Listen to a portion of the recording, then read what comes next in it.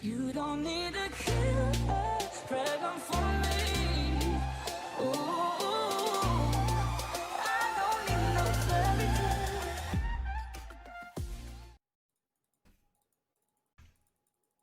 All right. Last time, a bunch of random shit happened. We spent a shitload of time on some stuff. What is so funny? Nothing. Well, I was kind of giggling at my emote, and then you burped, so I was laughing at that, and then I saw what Dungeon said, and then I was laughing at that. It all happened in a very short amount of I time. see, yes. I was laughing at you saying that a bunch of random shit happened. It definitely did. There was definitely some random shit. Yep. And it was it kind happened. of a waste of time. Definitely a waste Oh, of time. Not. It was Kosher's class deciding game. Yes. Yep. It's like we never want to get to this party. We've been avoiding it, like actively avoiding 2 weeks. Yeah. So the party happened. See, now you never have to get to it. We're just gonna gloss over it. Okay. Yeah, it just wasn't much Great. fun. Oh no, That it was a makes great me time. I think you did. I think you fast forwarded to the party at the end of last week. I did. You said you all go to bed and blah blah. I did say that. So Okay. at the end, like last session was basically spent entirely on deciding whether Kosher was playing a ranger or a wizard. Yep. We spent so long on it, in fact, that I don't actually remember what happened. Kosher, are you a wizard or a ranger? Oh, the dean. Oh, he's The a, he's a dean- I'm a ranger. wizard. Oh, you're. I mean, a ranger. Oh, you're a ranger. Okay, okay. I'm sorry. Dean Pelton was not standing for that shit. Yeah. Yeah, he was like, "Nah, I'm gonna be a badass, and you're not gonna hurt nobody." Oh, right. Mhm. He counterspelled I you don't and know. everything. Yeah, it was awesome. Okay, all right. Then he's like, well, y'all have had a trying night. Why don't y'all go to the party, and then we'll catch up tomorrow with the results. So you went to the party. It was awesome. It was super fun. There was magic everywhere. There was like there's this one guy who apparently specializes in party magic, and all he does is all his spell slots every day are in like magical fireworks and amazing tricks and all sorts of nonsense. It's Is that good. Craig Christ? It was Craig Christ, in fact, yes. And then he finished his magic tricks, and then he got up on stage and he did a performance. He's the front man of a magical rock band, in which he plays all the instruments with magic and then sings. What's their band name? Fucking Craig. So a bit of punk magic. Mm-hmm. Very punk. Yeah, I can hear Craig. it.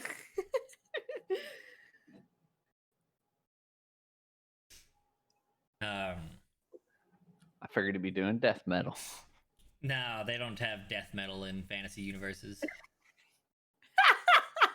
That was carefully omitted by the Yep. the Not gods. even necromancers. No. The That's the reason why I said death metal. Yeah, Because yeah, it's kind of yeah. No, the death metal is reserved for the darker systems. If we were still playing Call of Cthulhu, death metal, plenty of it. That and like weird jazz. Those are the only two types of music in Call of Cthulhu. I want to know what constitutes as weird. Haunted ass jazz clubs. Yeah, like they're it's like they're playing the jazz, but one of the instruments is always a saw, and it's making that noises. Oh, And then that's they do scat, like they do the skibidi boobops, but they stop all the music, and they hush the crowd, so it's just one random guy going skibidi boobop jazz for like a solid 10 minutes. He just does it 10 minutes straight. Skibidi ba boo ba jazz. And then the saw comes back in, and I really wish this was a thing I could just YouTube right now. It's what I want so very much. Oh, kisses. give food, Dad. Give food. Do want. I don't have any food. She's But just gonna love you, babe. But give. There could be food, though. It's trapped in the beard. She knows. Always possible. That's right. Yeah, sometimes she'll just get in these super cuddly moods where Oh, she doesn't care. She won't listen. Like she'll come over and like just kind of try and get in your lap, but won't because she knows better. but you will accept love, or else. Right. Oh yeah. My male, when he does that though, he'll just put his heavy head on you, just Yeah. lay his head. Just back. boom. It's just like. You. Anyways, back to it. Sorry. Right. No worries. So the party happened. Everyone had a good time. You got to relax and chill and really kind of simmer for a while. You guys have been, going nonstop on this for a couple of weeks now. It's nice to get your relax on. We pick up today, the following morning, where you are supposed to meet with the dean, receive the results of their investigation, and then find out or decide what your next steps are. Does anyone else have any hanging threads in the avium? Yeah. I thought I remembered there being at least one still outstanding. My sword. Yeah. Right, a sword. Lycus needs to ask the real Mordain about a couple of things, and then what we were getting up to. All right, so let's do those first. Let's say you guys are going to meet with the dean at lunch. So everybody wakes up feeling relaxed and very refreshed, whether you drank a lot or not. One of the magic tricks of the party is a refreshing elixir. Ugla starts to call for boy and then remembers the previous day's events. A very long day. Mm-hmm. Boy. That's how I imagine him calling. Oh, he's in a better place. I start freaking out. What do you mean? What happened to boy? You don't have any memory of everything. Things that happened to you while your body was subverted by the necromancer. Nope. It's all just kind of like a haze. I can't. It's just. Boy actually was sent off to a farm in another part of the avium. And he's helping out with chores there. Yep, he's on your great aunt Lisa's farm. You know your great aunt Lisa. She lives with Marge. They're really close. Mm. Best of friends. Mm-hmm. Insider perception. In fact, are you being intentionally deceitful here, Ugla? No, he's just not like he's being a bit playful, but at the same time, he isn't really super interested in talking about it. But you're gonna realize that I'm joking if you look close enough. Rezik, you can tell that he ain't telling the truth. Okay, I don't further. Okay. Poke the wound. From the front of your little apartment, you hear, "Boy."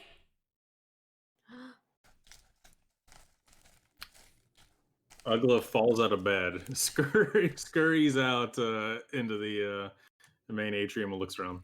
The dean's standing in the door. Too soon? Was that you that just said that? What? How'd you do the voice like that? You sounded exactly like him, Dean.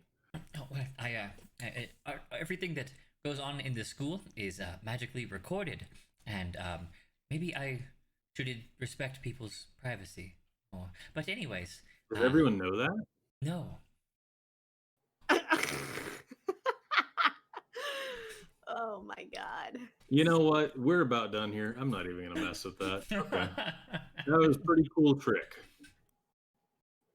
Thank you. Ugla says, slightly angry and defeated, and lurches back to his room to get dressed.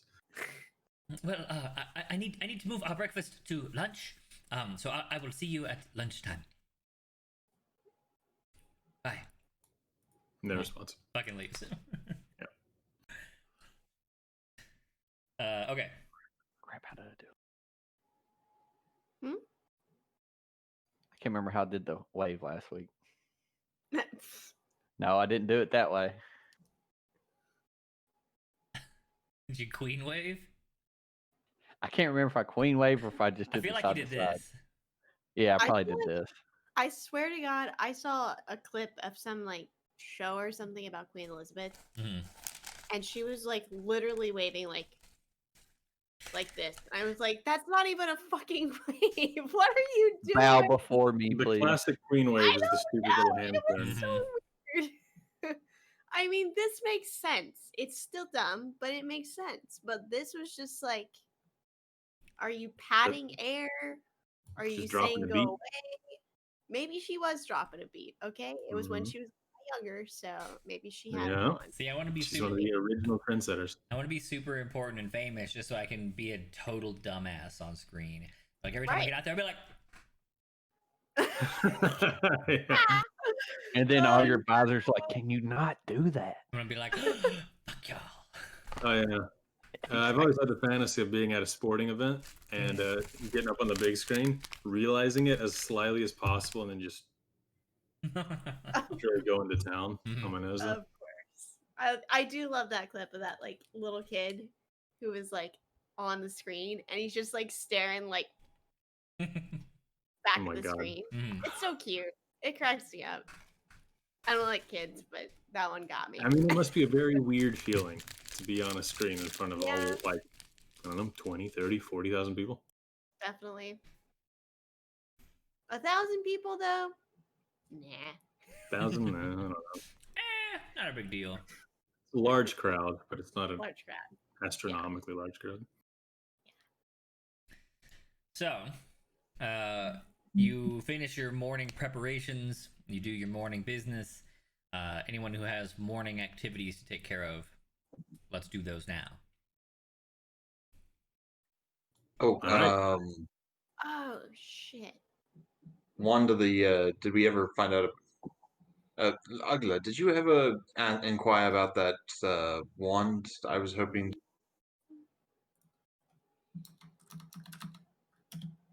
The answer is What? no, Ugla. The answer is no. What wand? That's an IC question. What wand?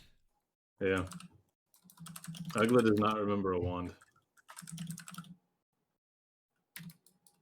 Now, whether or not that has anything to do with the curse that's slowly sapping his memory, or whether or not he just really doesn't remember it, I don't know. Could be magic. Or whether or not the player representing him just has no memory of a wand. Not in my notes. We did need to get. Oh no, we already got the potion tested, and then the dean told us. Yeah, the dean was really keen on identifying everything. Dean was keen. In fact, you could say that he was like sorcerer's best bud, or wizard's, whatever there. Indeed. It's one of those things where it's just like, for some reason, I was thinking because he wasn't a magic user and because he wasn't like some big hulking kind of dude, I was just thinking to myself, he's just an administrative type. He's not going to be really combat capable. And then when you had him like able to like handle and shut down magic, it's like, okay, that makes sense if he's going to run a school full of Right. magic users. He is the dean of a wizard school. Right. You have to be able to handle things.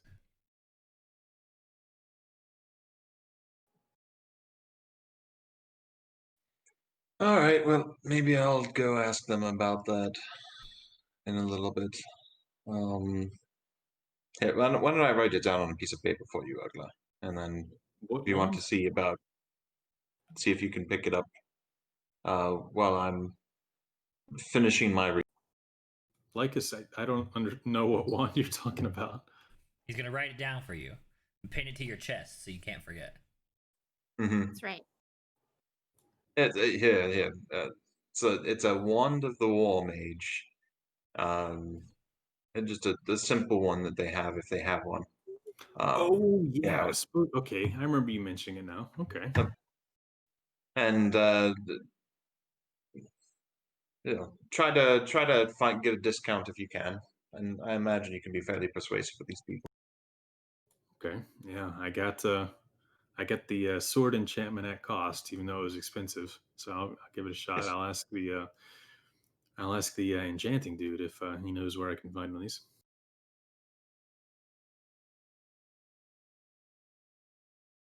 or if you could make one quickly. Ugla writes down Wand of the War Mage. Okay. And heads on off to enchanting class. Okay. You head up to the enchanter's classroom. Then what? Just kick the door in. Boom! Oh, hey. How's it going? I'm back for my sword. Nice door kick. Thank you. I figured y'all are magic and can put it back together pretty easily. Totally. Waves his wand. Padow. I knew it. I knew it. That's so cool. In fact, we make that door especially kickable.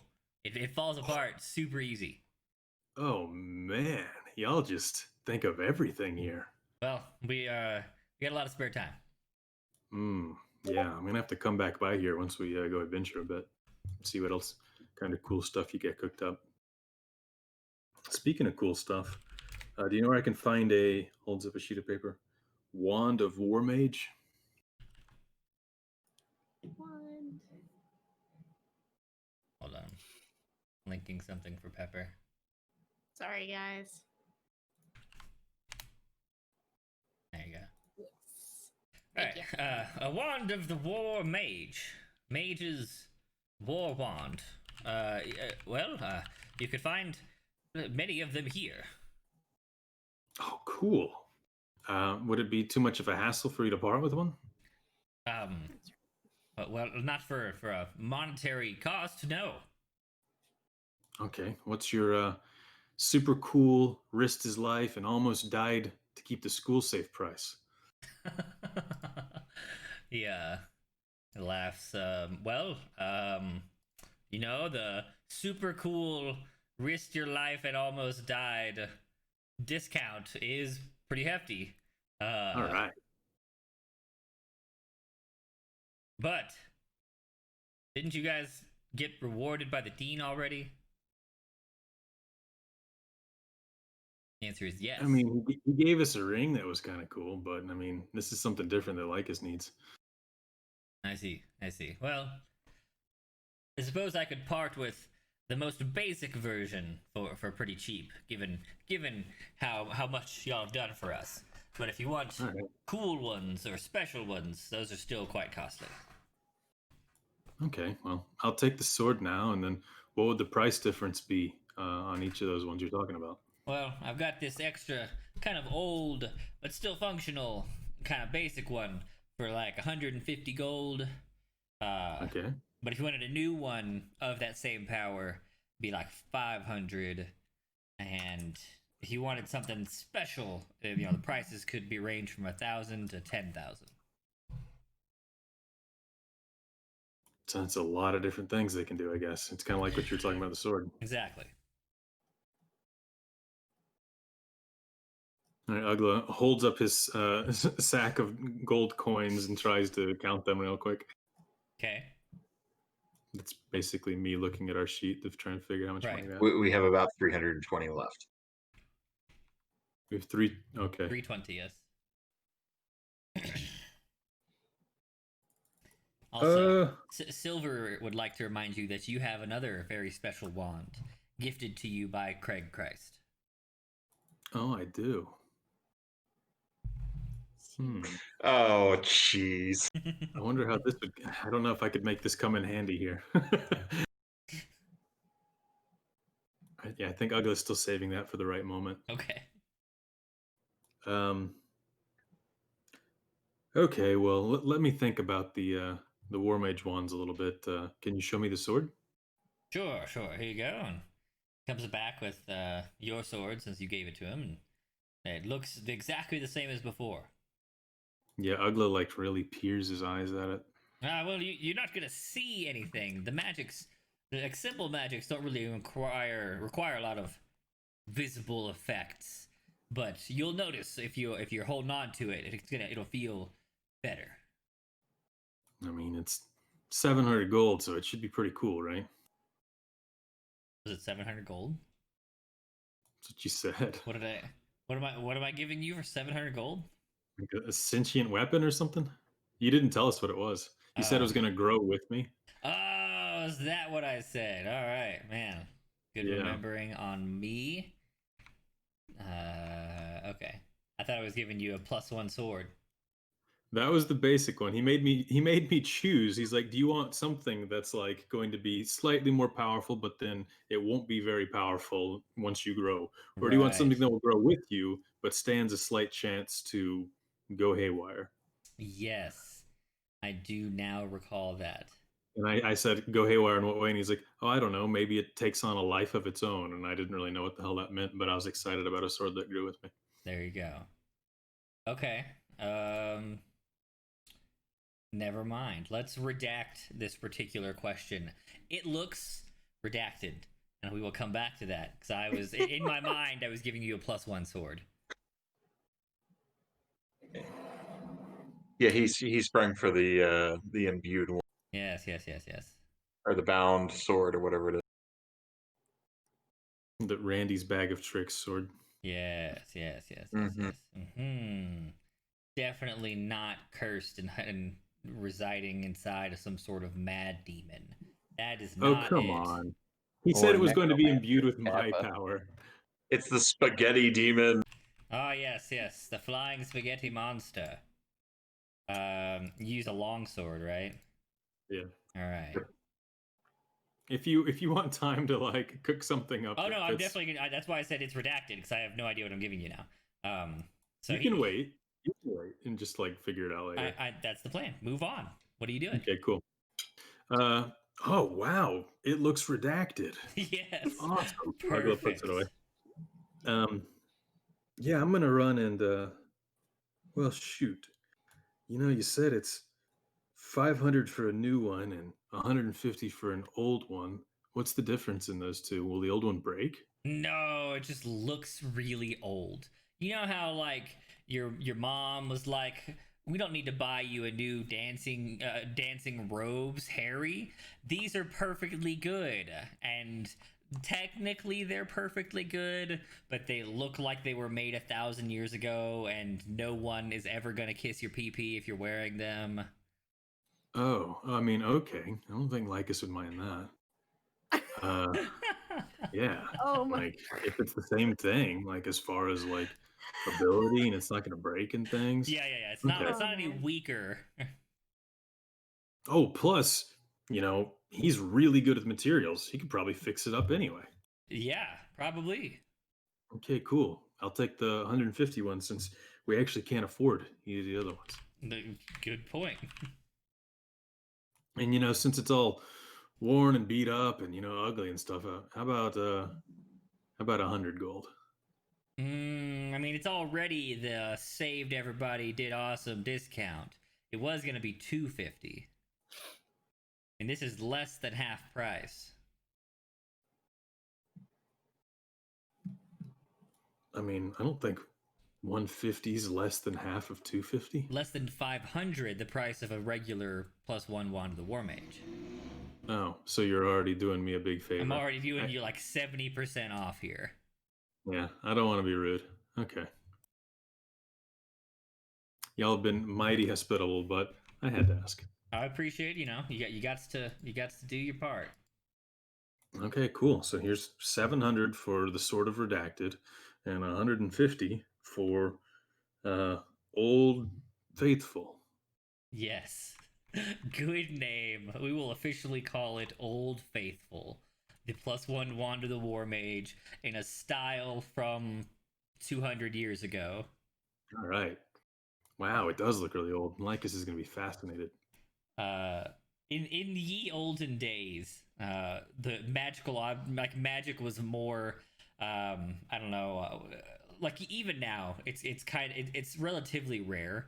Like like the Avium is the only very magical place in the entire Humblewood. Yeah. In ye olden days, being magical basically meant you were noble, and so this wand is like unnecessarily ornate. This is that like golden broadsword that was handed down by your father's father's father's father, and it's totally non-functional in battle. It weighs an extra 25 pounds, and it's got 18 gems in it or some shit. Like this is It's unwieldy. It's instead of being like lithe and wand shaped, it's like a paper towel It's like a tube. musket? It's fucking huge. Oh, It's like The paper towel tube it's really sold me. it's a paper towel tube made of ivory with some like really low quality but very sparkly gems in it. okay, yeah. Ugla sees it and is very confused because he's never seen anything that looks like that before, and says thank you to the dude and pays him. All right, wow. So, we got some really powerful new weapons, so that hopefully, if we run into any more rogue necromancers, which seem to be under every kind of a rock here, we'll be ready.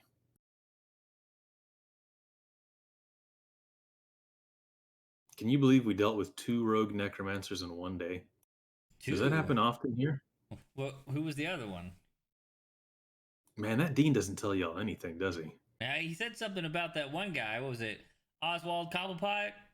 Yeah. Him? Yeah, his Yeah, people call him the Penguin. yeah, his soul infested one of our party members and took over him. No. Yeah. No. Are you sure? No, that was the other one Yeah, actually. it was the other one. Yeah, Oswald Blackheart. Wow, Ugla remembered something. Good job. Almost. You almost remember Oswald. something. Oswald. Oddwald. Ebonheart. Oddwald Ebonheart is his name. Yeah. Oswald Close. Cobblepot is the Penguin from Batman. But also the fucking shop owner. Cobblepot was shop owner. Cobblepot, yes, he was in fact the shop owner, and he was inspired by the Penguin. I was picturing the penguin the whole time. I think we need to enact a drinking game just for Dungeon. Every time he messes up a name, we take a shot. You'll all be drunk. It's like Hold on now. It's a tradition. We're not trying to have him wasted by the end of every session. or are we? Or are we? I believe I've been drunk maybe a half dozen times or so playing you guys. It comes out now. It's one of those things where it depends on when I ate dinner and how strong the beer I have is. Because sometimes I'll just be like, oh, this is a 15% beer. I'm going to sip on this for 4 hours. It'll be fine. Yep. Or 3 hours, how long I'm playing. And then turns out I ate dinner like 4 or 5 hours ago, and I drink it in like 45 minutes or 30 minutes. And yeah, I'm just drunk for a bit. It's been a while though. What the fuck? Oh yeah. So yeah, we dealt with 2 necromancers in one day. One of them, Cobblepots, was an older Corvum-looking dude, and he was real bad and created a big old bone dragon, and we killed it. Bone the dragon. other one, yeah, it's down in the Whoa. basement underneath the archives. If you want to go see it, if they haven't cleaned it up I can't yet. believe a bone dragon even fit inside the school. I know, it was just wrecking your basement. But luckily, we took care of it. That was Definitely Cobblepot. Cobblepot. Definitely Cobblepot. Yeah. hmm Night Road? No, that was Ebenhart. Ebonheart. Yeah, it was. There you go. Yeah, it was Ebonheart. Yeah. Take a drink. So yeah, that one was Ebenhart. The other one was like a ghost who sealed himself in a book, and then that soul jumped out of the book when we read it, went into our friend, and gave him all of his abilities and powers and stuff, and was slowly taking over his body until we exorcised it. Holy shit. Yeah, that happened. That sounds awesome. I mean, terrifying. Yeah, and then once it happened, our friend was actually pissed off. He said, "Way to go, run my wish." Oh, Yeah. no. Yeah, it turns out he wanted this dude to just kill him and replace him. But I mean, how could we have known that? I mean, if you were really his friends, you should have known. I mean, yeah, I guess it was a bit selfish for me to want my friend to stick around. Exactly. in his own body and all. But okay, I'm gonna be sorting through that one mentally for a real long time. I bet. But anyway, But thank you for the anyways. cool weapons, and have a great day. And then I'll be seeing y'all around. Gonna go, go on tour a little, kill some corrupted stuff, figure out what's going on with the tenders, stop the burning of the forest, yada yada yada. And then we're gonna come back. Oh wait, we might come back at a random point. I just remembered we have a way to get back whenever we want. So yeah, maybe we'll see you around. Oh, nice, nice. Okay, yeah, I'm gonna go and gather up my friends, and we're heading out. You need anything from us? I mean, you've done so much for us. Well, yeah, I do. I need some stuff from you. I need you to take these and cast them into the bowl. And What is it? He hands you 6 small round knuckle bones. Oh, is this a divination thing? It's just it's something that we ask people to do sometimes when they kick down the door. When they kick down the door. So Ugla's gonna look this guy real deep in the eyes and try and intuit what the fuck he's talking about, because it doesn't seem like something that anybody would ask anybody.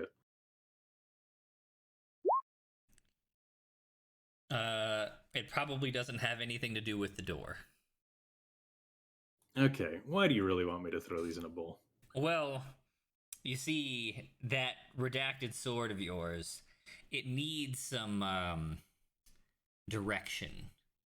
And the divination provided by the knuckle bones tells it who it needs to be. Oh man, I was really hoping it was gonna be my essence in this thing. It totally is. You're the one throwing the knuckle bones. That's definitely gambling, but I suppose if it's already been enchanted and I've already paid for it. I mean, it's your essence, your luck throwing the bones. I'm not so lucky. Well, then guess you better pray real hard. Yeah. Ugla pauses, says a deep, thoughtful prayer to Altus in his internal monologue, Mm-hmm. and then takes the bones to throw him. Okay. Roll me 3d100.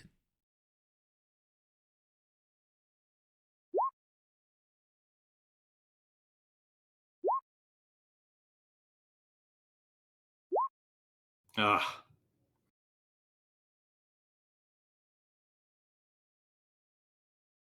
Yeah. Okay. Oh, wait. Hopefully it's just a range. Is it just a range and it's not necessarily a high-low? It's not a high-low. This is like, we're rolling on tables. Oh, thank God.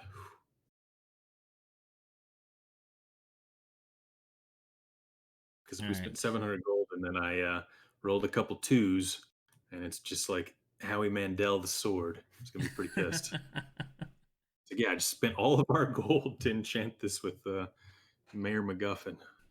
All right, roll me a d6.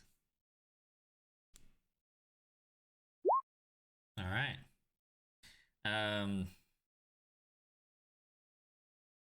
Okay. And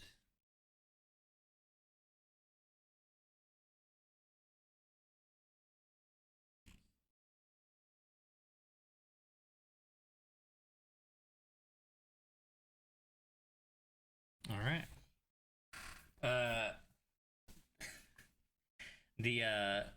The blade is long and wide. It's the regular longsword length, but it doesn't have the standard longsword shape. It kind of bows in a little along the like the major portion of the blade, and then flares back out to a pair of points, and then makes a soft triangle at the tip. Oh my God.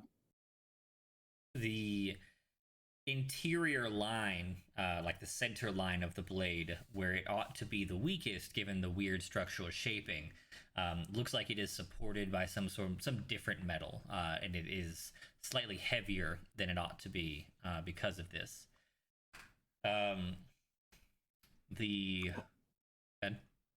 Oh, this looks really different. I guess you didn't have any trouble adding things onto the star medal? No, the star metal was surprisingly malleable. Hmm. You know, there's a alchemical method of treating the star metal that's going around the Humblewood pretty quickly. Makes it pretty easy to treat. Cool. Yeah, my friend invented it and then sold the rights to it. That's shit. where most of this gold came from. Nice. The pommel is a series of what looks to be like let's see if Ugla actually, yeah, so it looks like the saber-tooth fangs from that big cat creature that attacked you guys. So like it's got a big pair of fangs, and then the grip is fashioned out of a pair as well. Wow. And I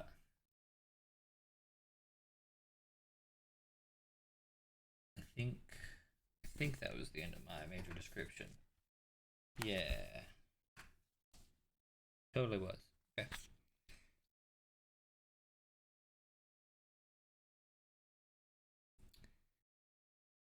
Other than that, I will give you the actual details in our DMs once you've attuned the weapon. Okay. Well, this looks incredible. I mean, I was just expecting redacted, but this is, pure art. It is largely redacted.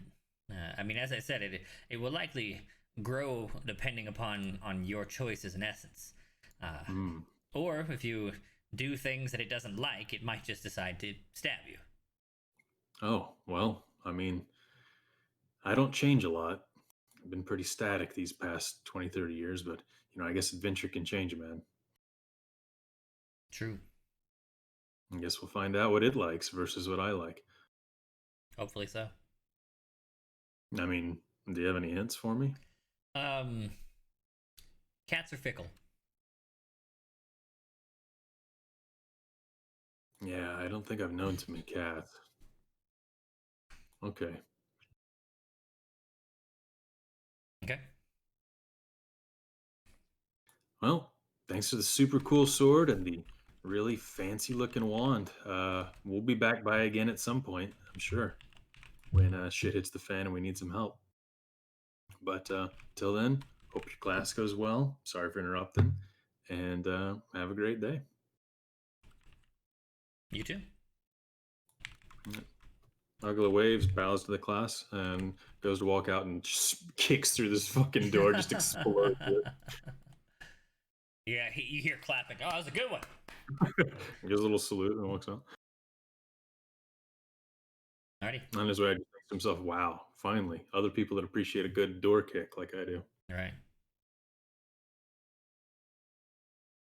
He's going to head on back and go find Lycus. Okay.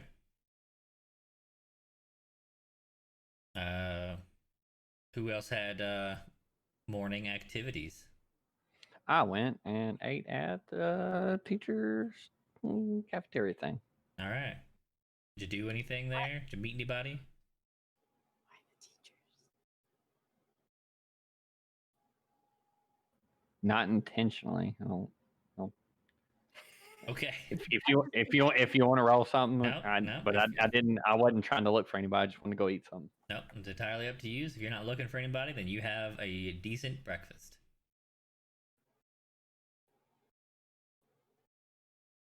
Okay. Genra, do you have any morning activities? I guess Genra also goes to eat breakfast, but in just the regular cafeteria. Okay. Do you have anyone to meet up with or activities to partake in? Nope. Okay.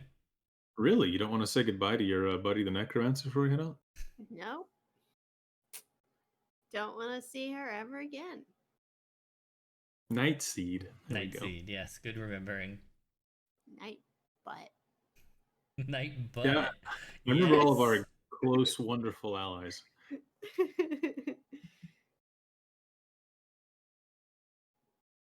Yeah. All right. Lycus, your morning activities. Quick breakfast, then he heads down to the He heads to where? He heads down to Mordain Station. Right. He heads down to the archive. Yep. Okay. Oh, sorry. I also return all those books I checked out from the library. Oh, okay, good. All right, you head down to see Mordain. He doesn't know who you are, so you walk inside and he looks up and, oh, I think you're one of the people who saved me. Oh, I am. How are you Fine, I guess. A long gap in my memory, but fine. Well, I'm glad you're feeling. I'm glad you're feeling fine. Um, you're the doppelganger who had been impersonating you. Um, said that I should not seek out a certain set of knowledge when he was impersonating you. Mm-hmm. And I wanted to ask for your opinion on it as well. I see. And what knowledge is that? I am looking for. Let me see how it was described in DMs a while ago.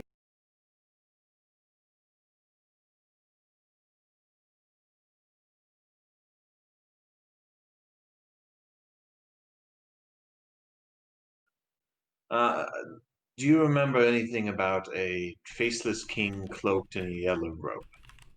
I have looked around for. I've spoken with the divinations professors. I've spoken with all manner of other individuals, and the only lead I have is Odwald when he was impersonating you, saying that that was something I did not want to see. I see. Well, as a despicable character as he might have been, I have to say I agree. The being that might meet that description, the only one that I can think of, is not somebody you'd like to run into on any given day. Unfortunately, I think I may not have that pleasure of avoiding him entirely. I see. Well, um, hmm.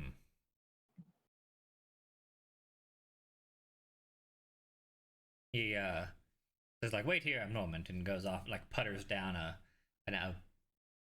row of books, and you hear him sigh like with great sadness as he passes the destroyed row. Mm-hmm.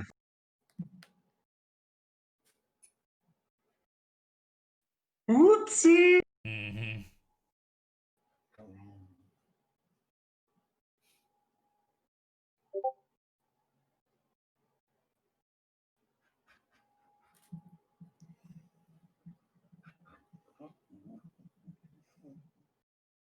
Is that a dog?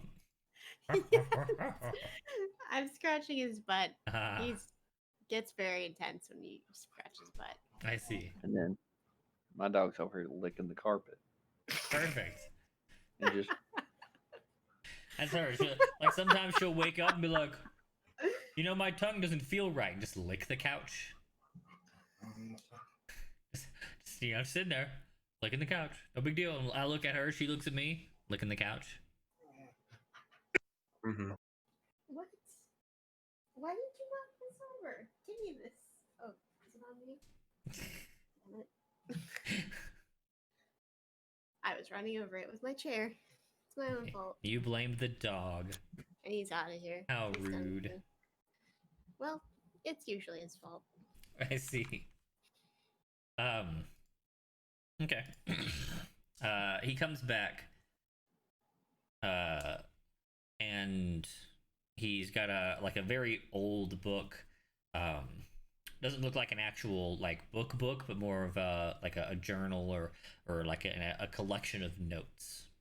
And he starts flipping through, and the figure that you describe is one of several that supposedly only arrives or shows up in one's in the dreams of the mad. We very like no one has ever actually seen or like can historically recount the existence of such a being. But any creature who is in collections such as these is the stuff of nightmares. The things that you would never want to see or willingly approach. So I can see why the imposter would even go so far as to try and suggest you not do so. Mm. I just, well, I would not go seeking this knowledge in case it were to lead you to the creature in following up on it. So instead, I should just slowly go mad and hope for the best for the remaining time that I have in my sanity. Precisely. I mean, slowly go mad. That's basically just getting old. Go mad immediately, well, that's bad. It's been a quick loss of faculties from the event. So not really slowly. Right. If it was, oh, I have 20 or 40 years and I can have a good life, between now and then, fall off the face of the earth sometime at that point, that would be all right. I could make peace with that. But I feel like there's things I need to do, people I need to stay in good strength for. I see. Well, I can't give you this book, and even if I did, I don't think it would help you. However, let's officially meet. Hello, I am Mordain. And you are. I'm Lycus, Lycus. Lycus Redbone. Good to know. I will do some research and ask the dean to cast a sending spell to send you a message or several in the coming days with whatever I'm able to gather. Thank you very much for helping me out. Glad to help. Again, I would not advise pursuing this, but if it's already essentially killing you, then there can't be much harm, right? It's indicating things that are happening that will happen very quickly if I do. Right.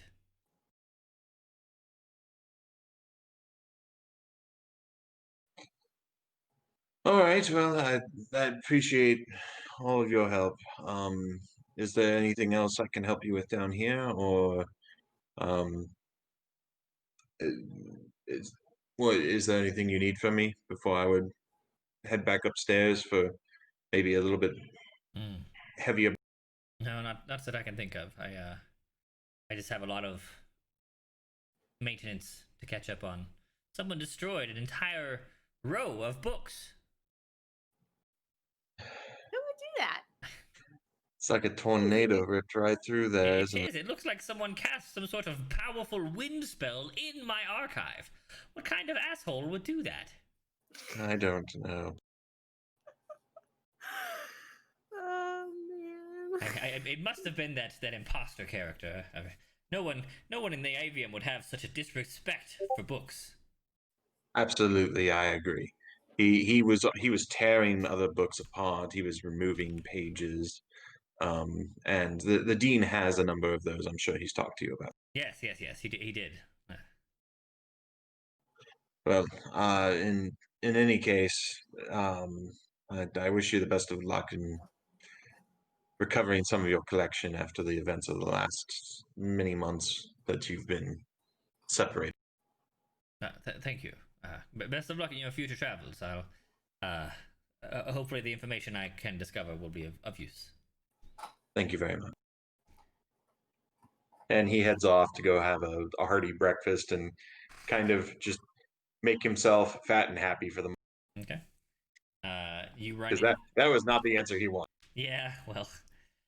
You run into Ugla as you're headed for the cafeteria. Hey, Lycus. Good news. What's good news? Check it out. Agla pulls out the wand. What is that? And then and also gives him the remaining money. Yeah, we got some left over too. It's Yes, but what is that?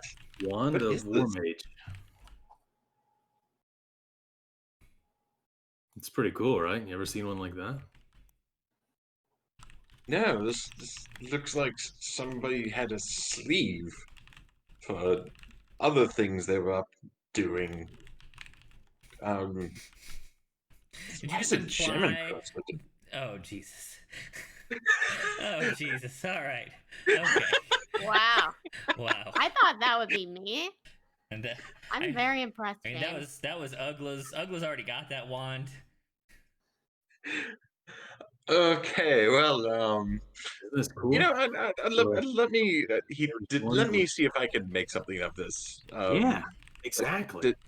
It's a yes, wand of the exactly. War Mage. There was Yes. one that was 1,000, one that was 500, and then this one was 150. So it's the only one we could afford. But he said that it was exactly like the one that was 500, except the one that was 500 was newer. Oh, yes. I was thinking, you're really good with materials. You can probably make it into whatever you want, right? As long as it's got that same essence. Maybe I can replace the barrel on my firearm with it. Yeah, let me. He's going to cast Detect Magic and then do an Arcana check. Okay. It is in fact a wand of the War Mage +1. Okay. It's just real old. Can I roll a history check to see how old it is? Sure. More than 100 years, but beyond that, you're not real solid on the styles of magical items. Huh. Well, I'll turn it. This will be useful. Thank you very much, Agla, for. Thank you very much for getting this for me. Yeah, man. I mean, yeah, if you got it for 150 gold pieces, that's a great deal. yeah. I tried to talk him down from that, and he says, "Yeah, this is 75% of what one should normally cost. There's not really any going lower." So, yeah, he It should have only been about 70%, but I understand. he did us some solids. Oh, and check this out. Ugla pulls out this giant fanged monstrosity of a sword. Yeah, it goes well with the It shield, goes right? really well with the shield. In fact, you need to go. You should go back to Alderheart and get the spiky version. Hmm.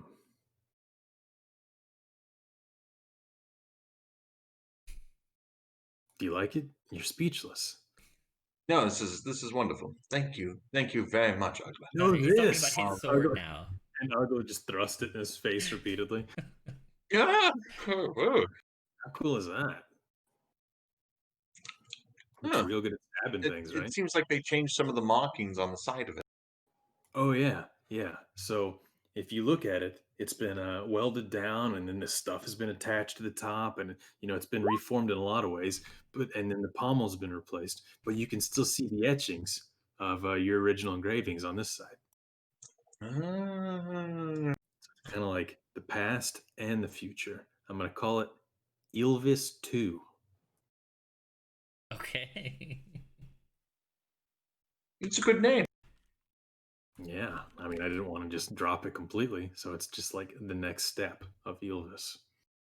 This started with your handiwork and is now imbued with all kinds of crazy magic stuff. I can't wait to actually, I'm going to go straight back to the bunk. Well, no.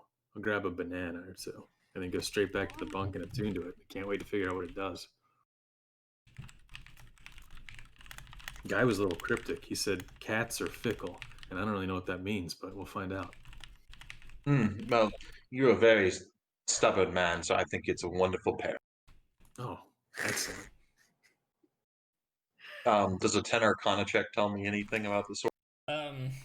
Not really. You can tell, like, you can see the base magics. It is definitely at least, like a +1 blade. It's got simple, like the standard enchantment. It's pretty recognizable. But the pommel has several magics that you're not familiar with. and the core, that different metal, you don't recognize that at all. Oh. Well, this will be very interesting to see how this all how proficient you are. Would you have you taken it down to the training grounds to see how it might?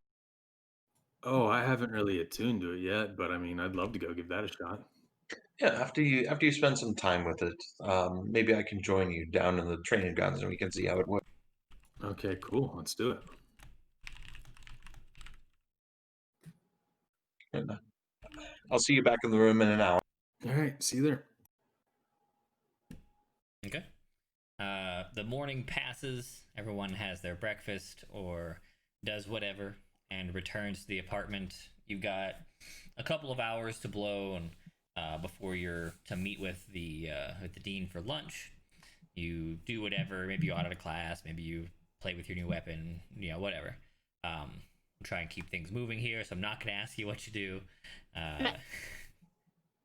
Lunchtime rolls around and you're set to meet him at his office. You head up there and he's got a nice spread. Looks like he called the kitchens or maybe magicked it up or something, but there's a lot of like finger foods just kind of like on a long table. Like, I ordered a special lunch, going away present. Wow, thank you. Thanks. This looks wonderful. Thank you. If you'll take a seat, and we'll discuss our findings. Yeah. Okay. Magic some chairs out, then passes the little trays of food along. Everybody can have a snack or whatever. We reviewed a goodly number of the pages that were torn out, and unfortunately some were destroyed, but many survived. Some seemed largely irrelevant, if I'm being honest. But others made sense. It would appear as though that Odwald was under the impression that something terrifying or dangerous was soon to rise once more from the scorched grove. And He was with us. You what? He was with us the entire time. Like, he wasn't even that bad. What? I thought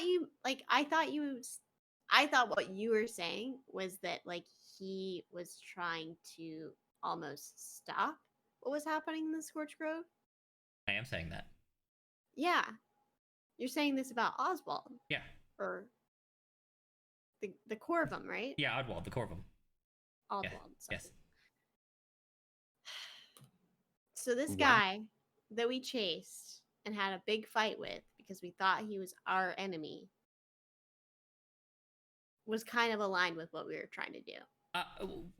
In a sense, yes, but I imagine the reason that he felt that he needed to fight and distract was for that undead monstrosity. It seems that he's dubbed it the Cobble Fright, and as one of you noted or experienced yourselves, it is exceptionally capable of stealing essence or energy, and based on his notes, it seems that he was intending to build a larger version of the Cobble Fright to siphon the malevolent creature or energies of the Scorched Grove. Unfortunately, it seems as though he lacked the capabilities to control this creature, especially in a larger form. He could not figure out the correct ritual to grant him total control over such a beast. Okay, so he's not all bad, but definitely not that good. Misguided, I suppose. Hmm. The methods on powerful necromancy is still heavily frowned upon. We would not have condoned this had he shared, which makes sense why he didn't. Well, and then there are also notes of a legendary object, weapon, something, from the olden times, from the original scorching of the grove, called the Borealis, the Borealis, and the very minimal notes indicate it as a object of powerful cold to combat the heat or the fire of the scorched grove. However, its location is not mentioned, and perhaps this is a wild goose chase.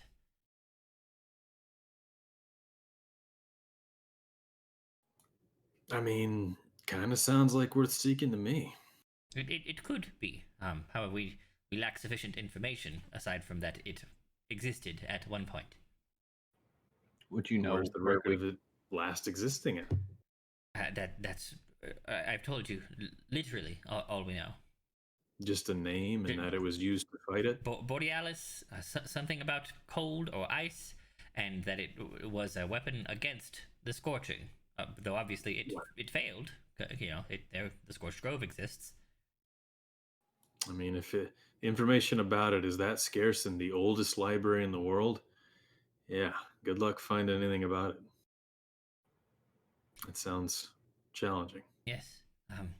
If I had to guess, I would say that the only place that this thing could exist, if it survived and not have been found since then, is within the grove itself. Well, we'll be heading there at some point, as soon as we figure out what's going on with the tenders. Yes, the tenders. Well, I suppose you have a couple of avenues now. You could chase Odwald. He may know more than the notes told us. You could return to the grove and see if anything has changed. If perhaps you can find more of these adventurers you said that you were meeting with. Or perhaps a return to Alderheart to seek further knowledge there. Personally, I would advise your most direct lead would be pursuing Odwald, but certainly up to you. I mean, he might be an Alderheart anyway, so. That's a good point. Our divination master says that he is carrying some object or device that keeps his specific location, secret. He eludes us, but his general location is headed north. Straight north or towards Alderheart? No, more northerly.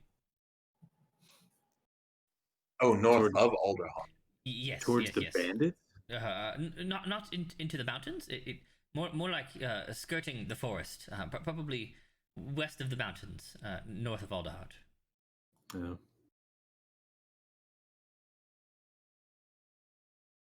Man, if only we had a ranger to track him. We just have a bunch of wizards and a paladin.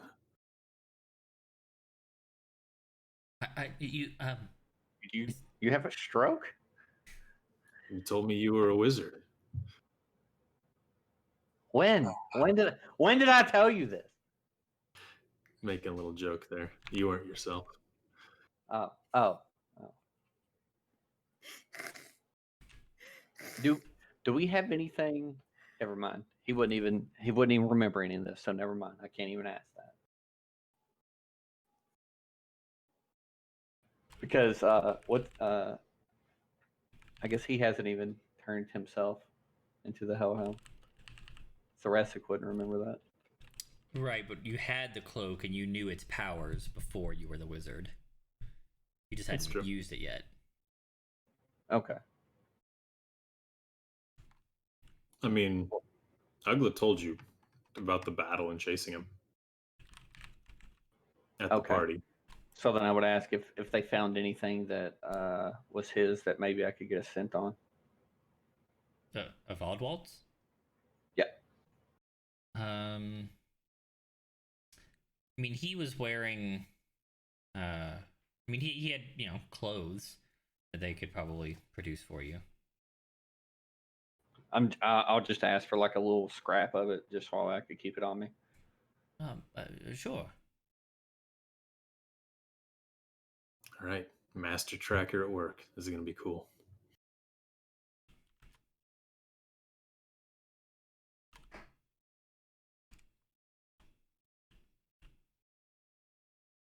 Okay. And then Are we gonna go? it's up to you.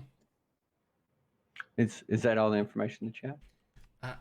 Well, let's see. But Is it? where is his family? Does his family have a major branch, like a major congregation? Yes, of course. The Ebonhearts are a primary noble line in Alderheart. But Odwald, as a necromancy student, I can't imagine him being in favor. Sure. Were you able to find anything about our cool hands? Yes. So well, sort of. There is a historic accounting of curses that affect one's hands. And it has as seemingly all things do, it has an attachment to the Scorched Grove. It is said that those who aligned themselves with the powers that emanated from the grove had such scorch markings. Oh yeah, I probably did that. Oh, that sounds bad. Yeah, they saved my life, and I didn't really know what I was getting into. But yeah, have you ever heard of the Keepers of the Fire? Hmm. I mean, before we used magical lighting, we had lamp lighters, the torch lighters. They kept fire, I suppose. Like a cult? No, like a menial wage worker's job. Yeah, we're probably talking about the same thing. Yes, sure. Other stuff that he found in the notes, like mostly in like the torn pages. It looks like Odwald was doing pretty heavy research on the Scorched Grove and its history and the incident. Small accountings that people suspected it was some sort of like major elemental creature. That this was some sort of like super elemental that was not just fire, but both fire and earth.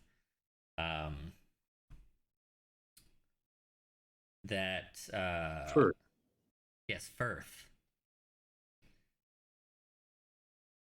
Let's see if there's anything else.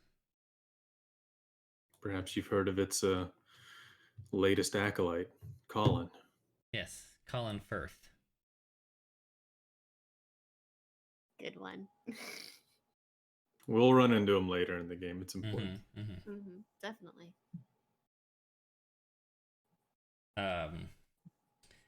And then it goes on to explore this big elemental deal that like creatures or elementals of this strength and magnitude are very unlikely to be destroyable by conventional means. They normally exist within like locations that really are attributed to their own elemental pieces and store like enormous amounts of energy in those locations, so that even if their physical form were defeated, they would just go into hibernation until they could build it back up.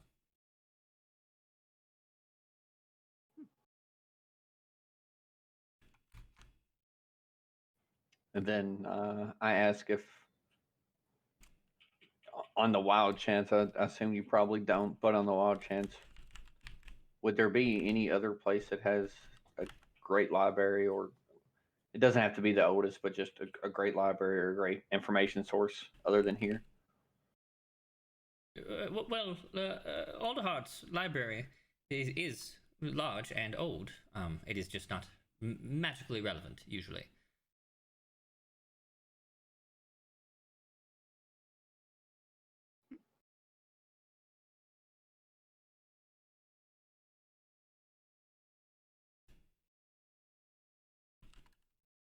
right.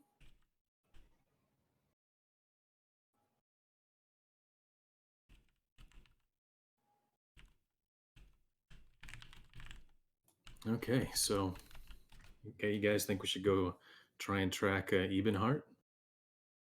If we get so Dean, if we get in trouble, we can all grab our pendants, wish ourselves back here. Yes, it will not function more than once per day, but yes. Is there a specific command or something we need to do? Just a heartfelt desire. Wow, hope I don't grab it in my sleep. Same. Let's take a break. I need to make a run to the bathroom. Same. Thank you. And then the hunt for Ebenhart begins. Maybe.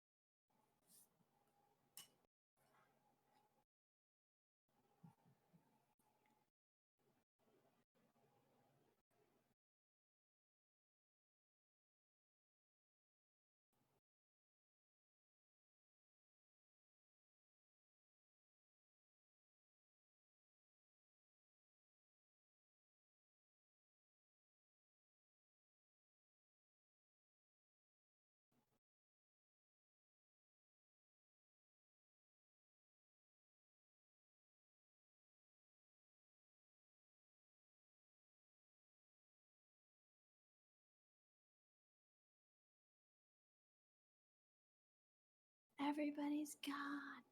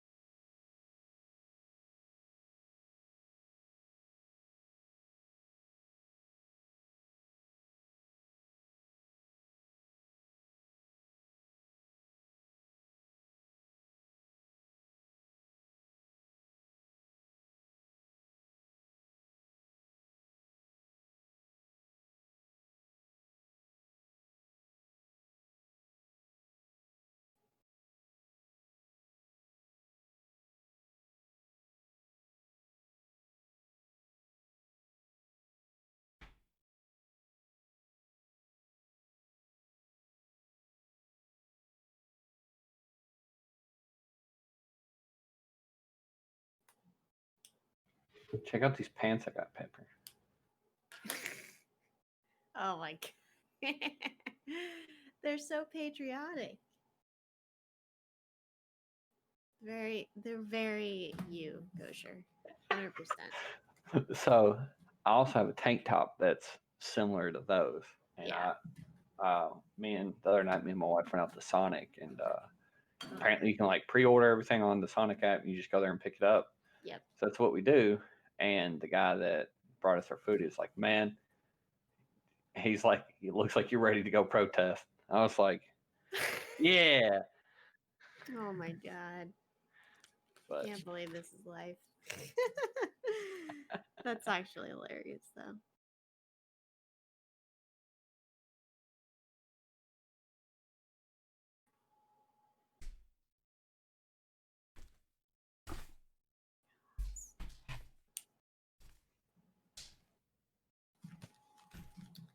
Can't see colors.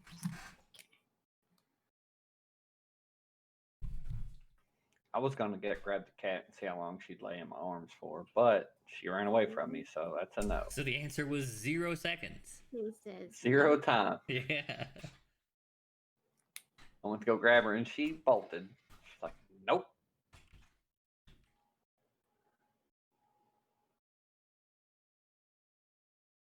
Yeah, recently we noticed that the cat had worms, so we dewormed her, and that's the she is like, now that she doesn't have that, like she's a pretty playful cat to begin with, but now that she's not dealing with that, she is 10 times a more.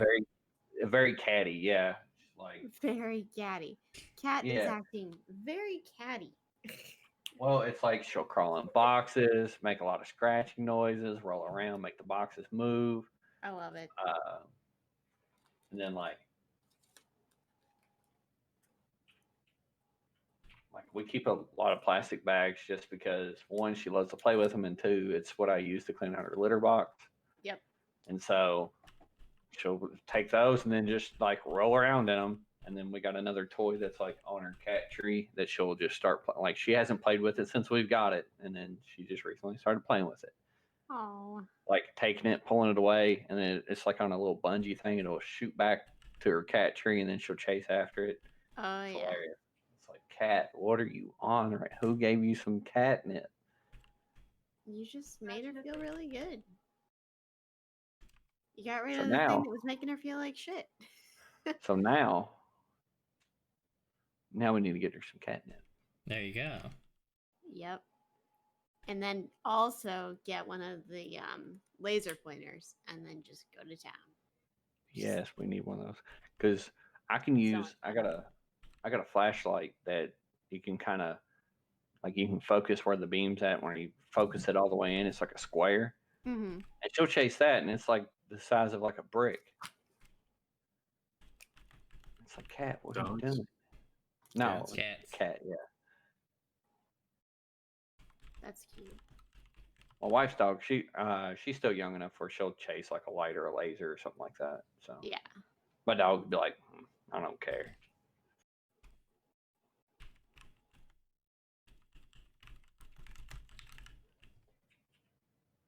I love that none of these NPCs noticed that Ugla's eyeballs changed. I mean, who looks at people in the eye? It's true. It's true. There's plenty of people with reflective eyeballs out there too.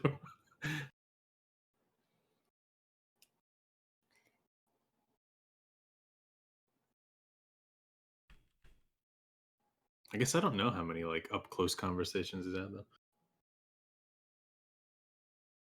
You just start making it a point to see if people notice. Like talk to them really close. No, Ugla would like for people to not notice. In fact, Ugla, did y'all even say anything to him? Say what? I don't know if it's even established that Ugla even knows that his eyes are different. Yeah. Probably. No, someone I I don't has think we said. ever had that conversation. No, Yeah. someone has said something about. Well, I told Right. you guys when I was describing Ugla, but I don't know if any of the three of you said anything about it. No. I don't know if my character's noticed yet or not. Your character don't. Oh, your character. Your character would definitely know what color his eyes were. You don't even. You don't even know that he died. That's true. That's so true. I mean, yeah, That's I like guess kind not. of like a good thing. Yeah, I'll go probably not so hot on talking about that part.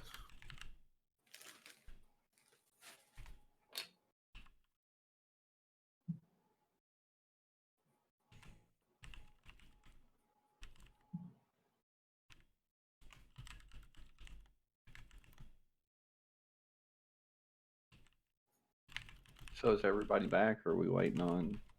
Everybody's back, but I'm writing a thing. Okay. Okay. I'll be right back. I'm Okay. drinking a So since I've 2018 barley wine. barley wine. Yeah, unfortunately, the non-bourbon barrel-aged version, but good. Well, I already showed Pepper. I'll show you guys. My wife got me some new pants. Ooh, to go with your new wallet. Ah, some Murica pants. Nice, Murica. dude. Yeah, I got a shirt like that for 4th of July. Yeah. I finally retired it last year. It's like a American flag shirt, and I wore it every 4th of July for like a decade. My wife's just like, please stop. So some of them stars and bars are looking a little yellow there, dude. Too So many I got days in the sun. I got a tank top where it's like I guess more of a jersey style, I guess, like a basketball jersey style, Mhm. where it's kind of got like the little holes and stuff in it. That it's basically just like the pants. Man, whenever I see pants like that, I always think of Hulk Hogan. Yeah. And then I Oh, got a dude, I few. heard a great fucking Hulk Hogan fact the other day. Get this. As part of the settlement for his divorce, his wife owns 40% of his image. Anything he does as Hulk Hogan, 40% of it goes to her. Is that incredible? That is that's a lot. Horrible. Damn. Yeah. But dude, 40% of you. That's so funny. I mean, or of this character that God, because I remember in his weird like sex tape lawsuit with Gawker, which is like one of those all-time classic goofy ass court cases that's definitely worth reading into or listening to if you haven't. He's somebody asked him a question about his body, and he says, no, I do not have that. Hulk Hogan may have that, but I do not have that. Terry Bollea does not have that, but Hulk Hogan does, I think. Hmm. It's like, oh my, to see somebody use that as a defense, it was pretty funny. I mean, I'll stop being on those. There's a question about how large his dong is, and because they're trying to identify if it was him in the sex tape or not, in order to figure out if they even have a lawsuit. And he's just like, no, me, Terry Bollea's peener is not that big. Hulk Hogan's though, Hulk Hogan's is definitely that big. That's pretty fucking like imagine saying that in an actual court.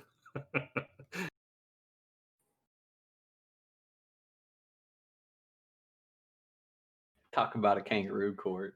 That was ridiculous. But it was basically Hulk Hogan, and then Peter Thiel dumped like millions of dollars on this fucking guy, and it turned into this insane court case. And the end result is an entire entertainment and media conglomerate, and Gawker Media goes down. It was so fucking ridiculous. That was like they had like 5 of the top 120 websites on the entire fucking internet. Yep. All of that over them posting and making fun of Hulk Hogan's sex tape. Shazam. So ridiculous. Oh, I mean, and so the best part is this leak and the recording was done by a guy named Bubba the Love Sponge, who's a talk radio host. Yeah, Bubba the Love Sponge. I definitely remember. Like, you were that talking too. about just the craziest shit that's ever happened. None of this makes any sense. Like at no point in this chain of events is there logic. It all just it's like somebody did a Mad Lib and came up with this event. All right. It makes about as much as my Beatles cup. True.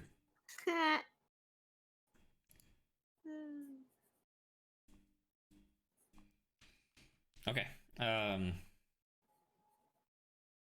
So you guys are making a call. What are you doing? Let's go after him. Yeah. Jenner speaks up. I think we should go after Odwald because there's something he knows that we might not know. And I mean, Absolutely. tying up loose ends, it seems fair, right? Yeah, we could end up on the same team. We could get his help with this. He could give us the information he's gleaned. The dean suggested it, and the dean's a really smart guy. I think this is the play. I mean, it's either that or we go on a wild goose chase around the Scorched Hey. Grove, seeing if we can find something. Yeah, I this don't- does sound like we're playing Wild I with don't Overheart. like that Genra saying. chase. That's true. A wild what, Chase? Oh, I What? never heard that phrase.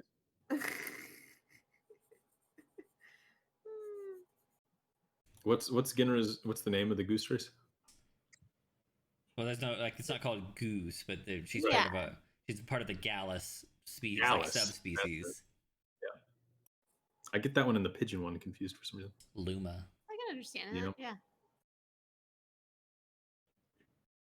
Okay. I wrote them all out, but that was Yeah. ancient history. Yeah, in our chat. Rassic's like, I guess we can do that. I figured we would go back to Alderheart, but I mean, you're going to be running the show here too. I'm say it's gonna be a time trying to stay on his trail. How long It's ago was it when we fought this guy? 2 days ago. Yeah, that. So we're gonna have Really lost some move. of the trail, but Well, I mean, Dean, you know the general area of him, right? Yes, he's headed northward.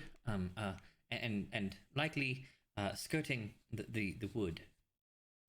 So let's mark it all out on the map. We'll try and follow in his footsteps because we know where he left from. In fact, we can leave from the exact same door. Continue on our way. Look for footsteps. Look for any broken branches, signs of recent travel. Continue on towards where it looks like he's headed, and at some point, we might be able to catch him. I mean, he's a wizard. He's not. Okay, he can probably cover his tracks really well, but we might be able to catch him. I mean, I think it's worth giving it a shot at least. Yeah, I agree. But at what point do we give up on this? How much is too much time dedicated to trying to find this guy? And unless we have something else that we're looking for in the north. I mean, if we lost track of him for more than a week, then I think there was a lake out there. We had a side mission to look at anyway. Yeah, I guess we could come back that way. But maybe we have to deal with those bandits again. Well, we know they're coming. And then we need to head up to the temple, which is going to be vaguely in the direction that Odwald's going. Oh, do we know if it's past the mountains? You just know that he's following the wood at the moment. No, the temple. Oh, the temple. No. You know, actually, the temple is basically the same thing you know about Odwald at the moment. It's north of Alderheart. Cool. So we got a side quest. We got Odwald, and man, we got a temple up there. We want. Let's do it. Let's do it. Oh, well, yeah, then. Yeah. Well, makes sense to go that way. Let's go. Man, I'm so glad we came to the Alderheart. Avium. And then the Avium. And then the Avium. Alderheart, which you cannot get back into Sure. legally. Maybe we can just talk.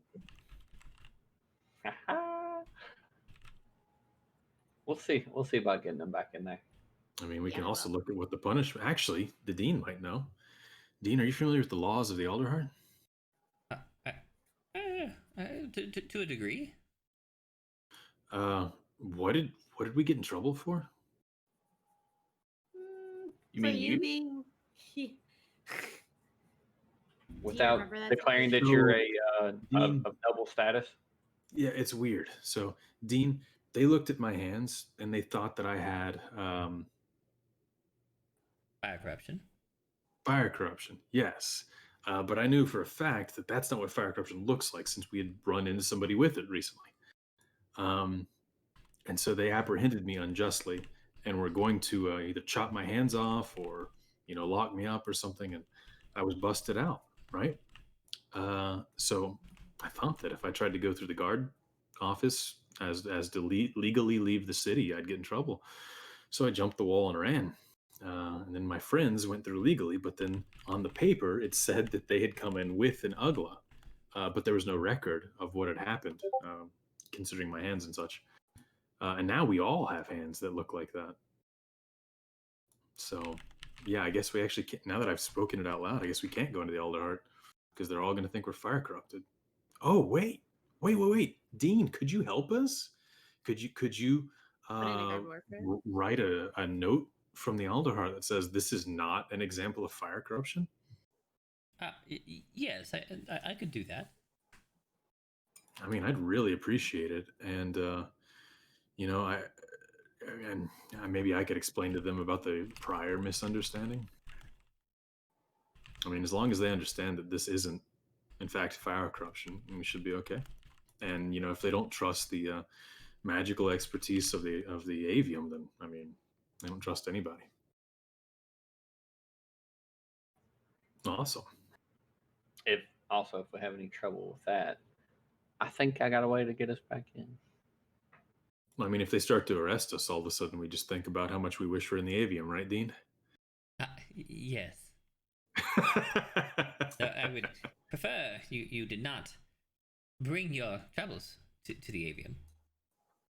I mean, you understand that misunderstanding, right? Yes, probably. I mean, that's all there is to it. I'm telling you the truth.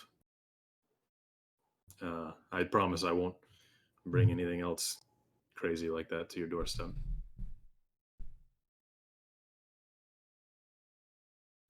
All right. Onward. Yeah, so yeah, if you can draft us that. Oh, no, not even for us. Maybe just send it to the Alderheart, a profession that people with blackened hands, especially a group containing our names, in fact, have been studied and do not have fire corruption. Yes, that seems like a good idea. I will send this along. Thank you. Man, you like I feel like we came here and you enlisted us to help you, but I almost feel like you've helped us way more. Is it Well, is there anything else we can do when we're out in the world for you? Any other interest of the avium we can advance abroad? well, if you come across any rare or obscure magics, feel free to bring them back for our libraries. Of course. I mean, yeah. If y'all ever have any loose ends that need tying up anywhere and you don't have the people to send out, I mean, you probably are able to track where we are. Just send us a message and we'll take care of it if we can. Will do. Oh, on that note, actually, Dean, have you ever seen this before? And he pulls off the glove to show The alchemy the hand. name. Yep. Oh, that is fascinating. I can't say that I have, but I mean, it certainly looks to be some sort of tattooing, and quite intricate. I definitely see some arcane symbology, and quite a bit of alchemical symbology as well. I mean, I would dearly love to study this. It is too bad you're leaving. Well, maybe after, hopefully, sometime in the near future, I can come back here with. Yes, please do. Ugly's gonna chime in. It's a real cool tattoo. Goes all the way down to the bones and veins. Uh, uh, uh, he looks very perplexed. That sounds excruciating. Oh yeah, flayed his It was. hand open. And you did this to yourself? Oh, someone else. Yes and no.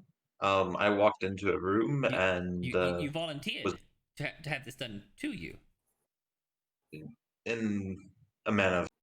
in a I way. did not know what I was volunteering for, but It was I presented as an nonetheless honor. volunteered. I see.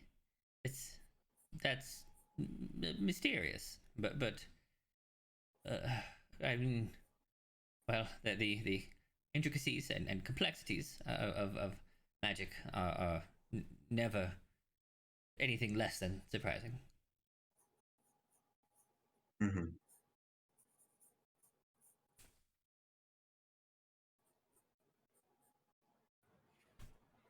Okay. Hey, Onward. we're Yeah. going. Let's head out. We're leaving. I'm gonna take a. How long does it take to? Is it a short rest to attune? Yes. Is it 30 minutes? Yep. Oh, it's an hour. Oh, okay. Well, guys, let's head back to Should our he have room. done that while we were waiting to talk to the dean? Yes. He moved it to lunchtime. Right. Okay, so yeah, I already did it. Okay. All right. So you do that. You gather up your nonsense. Are there any last minute activities in the avium? Just, I guess I'll stop by Professor Nightseeds and thank her for everything she did for us. She's gone.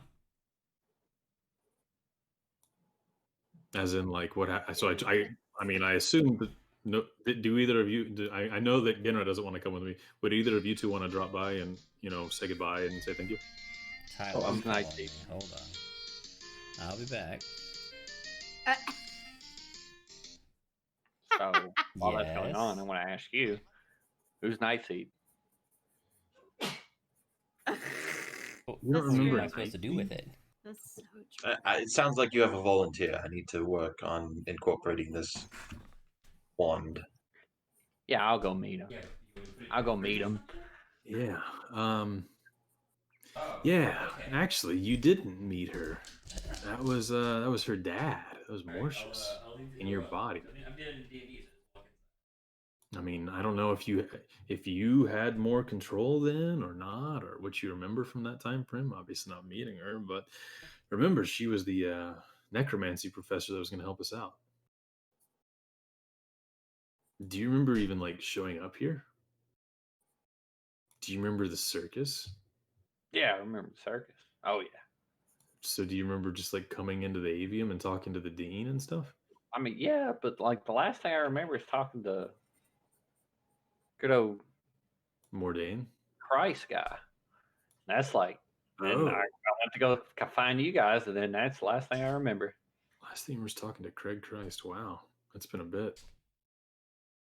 That was like our first day. That was research day. Wow.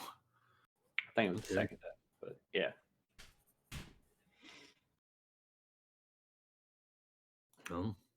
I mean, I'll try and fill you in on everything while we're out looking for Ebenhart. Yeah, that's kind of what I was getting to. So that way you guys can fill me in on everything. So I'm not like, Yeah, I don't know that. I'll tell you everything I remember. I mean, that'll be good to pass the time while we're traveling anyway.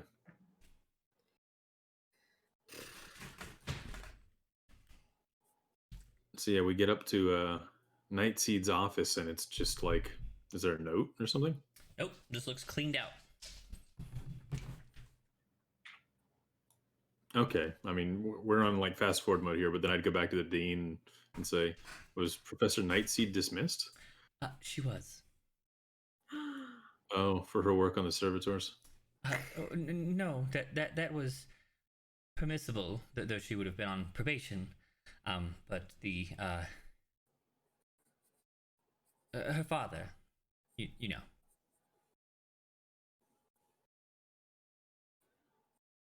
Has he resurfaced? No, it's just it came to light that she was aware that he had inhabited your friend.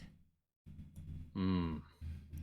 Yeah. Combine that with her line of work and, her prior transgressions, even if they did seem to be in the best interest of the school, and makes her look not very trustworthy. Right. It's too bad. She was an excellent professor and seemed to have the best interests at heart. She just made some questionable decisions. So, what's to become of the servitors? We have other theoretical necromancy capable wizards. I'll keep a close eye on them. I think I will probably take the maintenance of the servitors under my own wing. Oh. Okay. I mean, if they start talking, you know to walk it back. Yes, I will remember the lessons of boy. Hmm. Yeah, sorry to pry about that. I actually just wanted to say goodbye to her, but yeah, that's too bad. I guess it makes sense though. Yes. All right. Thanks for the second goodbye. Do you mind if we leave through Ebenhart's private study so we can try and retrace his steps as best as possible? That seems like a good idea. All right, let's go. And he kicks the dean's door. Kicks the door down. The dean's like, my door is not designed for that. You're an asshole. Odwald has no clue. Just keeps walking, assumes they're all like that. So Tyler called me because I knew it was him. he accidentally ordered Uber Eats to my house. The best. That's happened before. I love it. You get a random Uber. Remember when you got a random Uber Eats? Yeah, but at least that one wasn't Tyler. That was just some like the driver got the address wrong. I'm sure it wasn't Tyler. Yeah, because that person came by later. Okay. And they weren't Like, Tyler. where's my food? they were not Tyler. No, that's Would happened. you know if it was Tyler in a wig? Yeah, I would have noticed. Yes. We've seen that too often. Yes, I know what his wig looks like. A different wig. That actually happened 2 or 3 times since I moved in. I'm on the street facing side of the building, which would normally mean I should be apartment or unit A, Yeah. But A's actually on the back of the building. It's the hardest one to find, and there's not even a walkway to get there. You actually have to walk through some grass to get to it. Nobody's finding that. Nobody finds it. No. Wow. So I mean, eventually, if you circle the building, which eventually most of them will do, they'll find it. It's like the even heart entrance. Yeah, but 3 times now I've gotten two sets of groceries and 1 Uber Eats that were not mine. What was A Uber Eats? whole set of groceries. That's great. The Uber Eats was the one that you guys knew about. It was Chinese food. And then two full grocery orders. Sounds like a great excuse to get to know your neighbor, right? Only Did it happen? the Chinese food. I met the person. It was not somebody in A. It was actually from a different building entirely. And they were like, "Hey, I just wanted you to know that I'm not stealing this. This was my food that I ordered." And I was like, "Yeah, have fun. Goodbye." You're like, no, neighbors, no. Don't want to. Then the middle groceries disappeared without any interaction on my part, and then the last groceries they rung my doorbell and they're like, "Hey, I didn't want you to think that I was stealing or anyone else to think that I was stealing or anything like that. So I just letting you know that I was picking up my groceries. Sorry about that. It seemed to doesn't really make sense that there's no walkway to get to my door." Yeah. I was like, "Yep." 10 years later, you were married. I mean, she was a late 40s looking married woman, so Randy's like, either I I doubt lowered my standards. my You standards, wore- She moves on quick. my standards went way down. Or I Or don't know. yeah, you Or. go on or. I Or was he's going to being say held something hostage. fun, but potentially insulting, and then I realized it's not fun if it's insulting. Right. Mm-mm. There you go. And then I considered pivoting to nonsensical, but no, Just that's no. already in consideration. There you go. So yeah, so there's jokes and things. Indeed. That's fun though. Jokes, laughs, haha. And things. Indeed. I'll revive. And just think, 10 years later, you'd save her life on the subway and not even know it was the same person. True. Somewhere where a subway exists that is not here. The threads of fate bind indiscriminately. Yes. Somehow you're on a subway Right.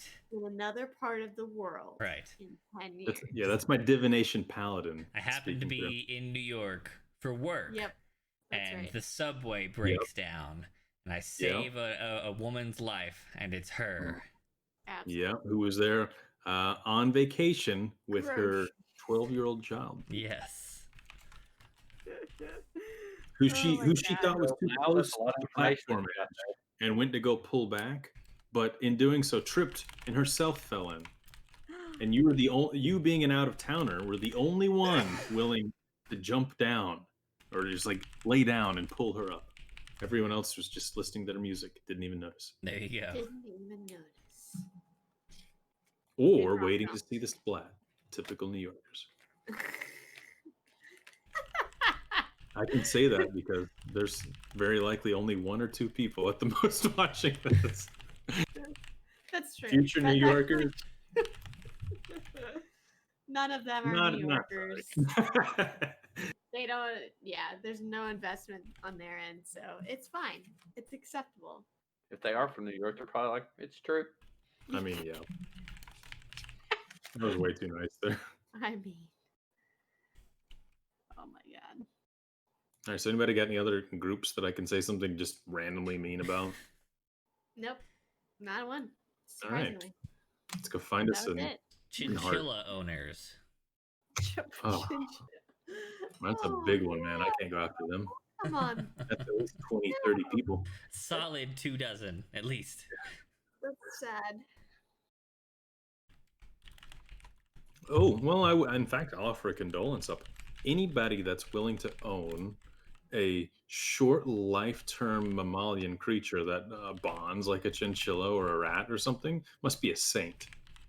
like to be able to like bond with something like capable of like nurture and love and affection like that, and know it's gonna die in like 1 to 3 years. Right. I thought you were That the dog. sucks. 1 to 3 years? That's Yeah, oh, for I rats. didn't know that. Well, now I don't know about chinchillas. I gotta look that up. I Yeah. assume it's short life. Yeah. Like your common house rats are 1 to 3 at best.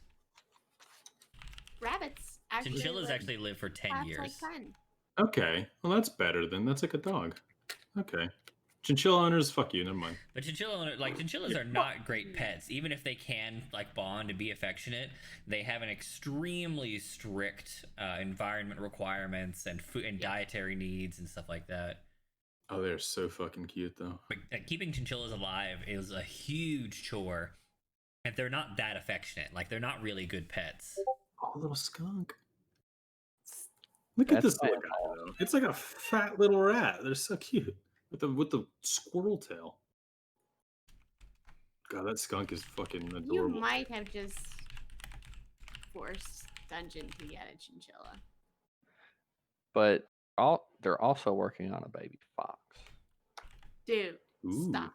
Name it Lycus. Hey, boom, done. He's going to have a very short life. No. Lycus is gonna live forever. No. He'll have Ugla to protect him, who's probably gonna live for about 30 minutes. Nah. Oh. That's sad. Yeah, if Ugla dies though, I want Terminator Ugla to stand in his place. So what kind of food is coming, Randy? Oh, it's here. Like he was calling me saying, "Hey, there's a guy at your door with food." Oh, there he is again. He probably doesn't know where I live. No. Hello. Sounds like a good thing. That's true. It's not a head problem. You have to park somewhere. Oh.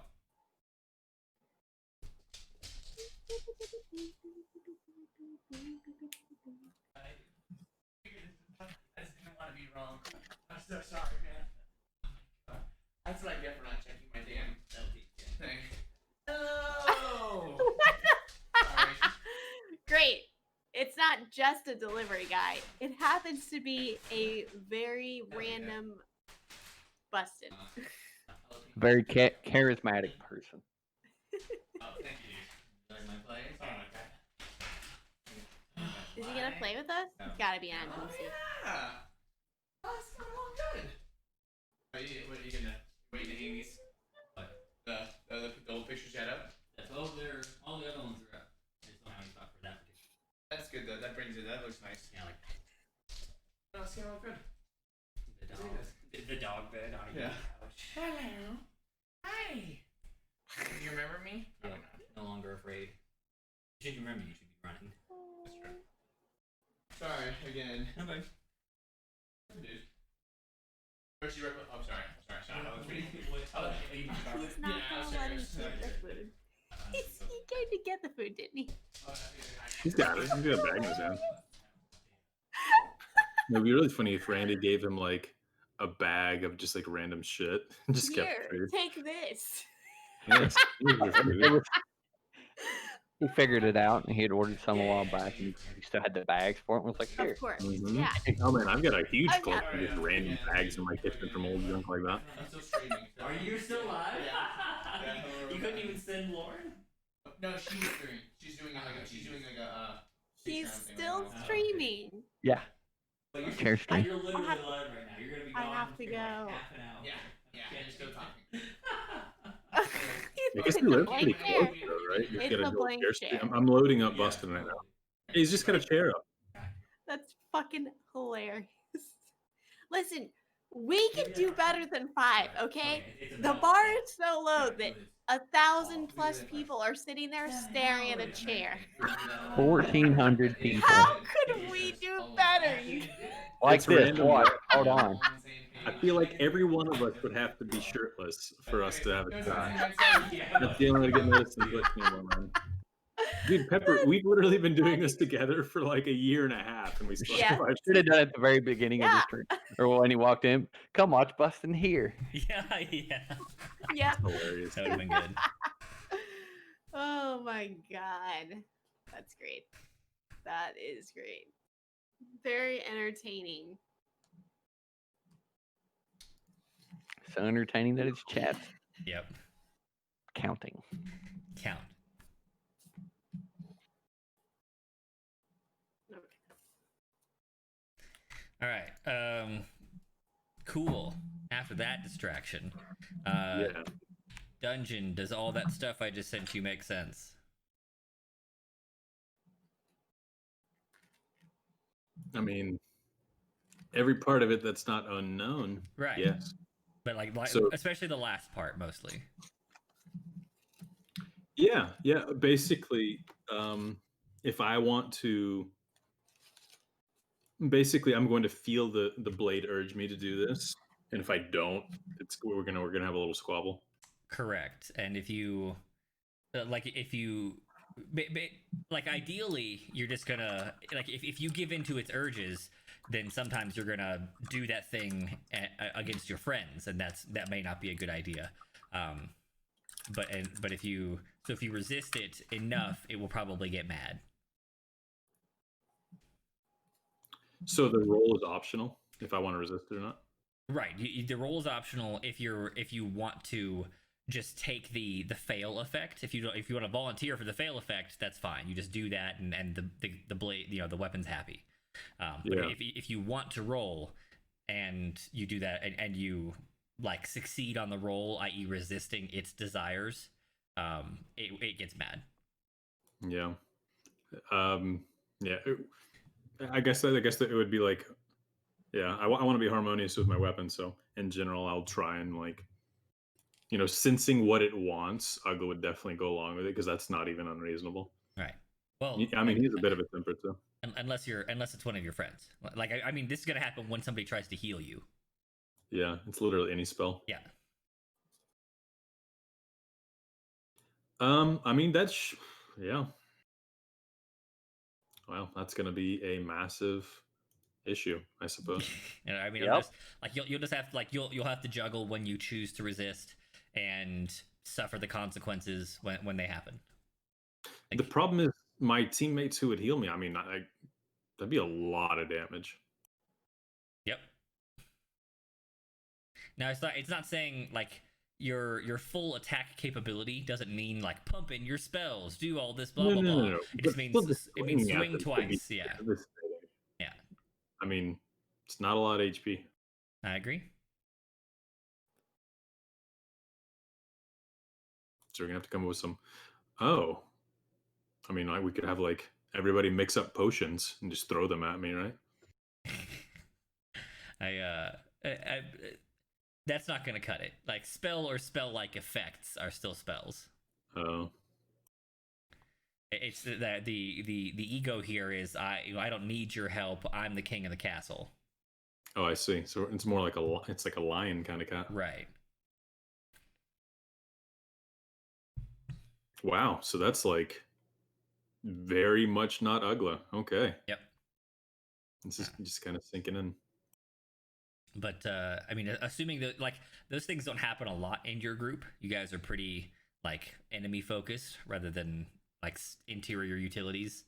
And of course you can cast on yourself. That's fine. Yeah. We'll see how it goes. I mean, so he knows this effect, right? As soon as you attune to it, you can feel the blade's ego, like in imposing or like overlaying its will on top of yours. So I'll understand that effect. Like I know it immediately. Yeah, more or less. Or maybe it's more like you don't know the effect immediately, but you get the feeling. It's the blade's ego is I'm the king of the castle and I don't need anyone's help. Yeah. And you can infer what that might mean for you. Okay, cool. I mean, I like that more than me having to just cut somebody Right. and before he knows, because that could actually fuck us. Yeah. Okay, cool. So I'll have him just talk to everybody when we're on the trail. Okay, so let's start the trail hunting. Roll a survival check. Once again, Ranger. With advantage. With advantage.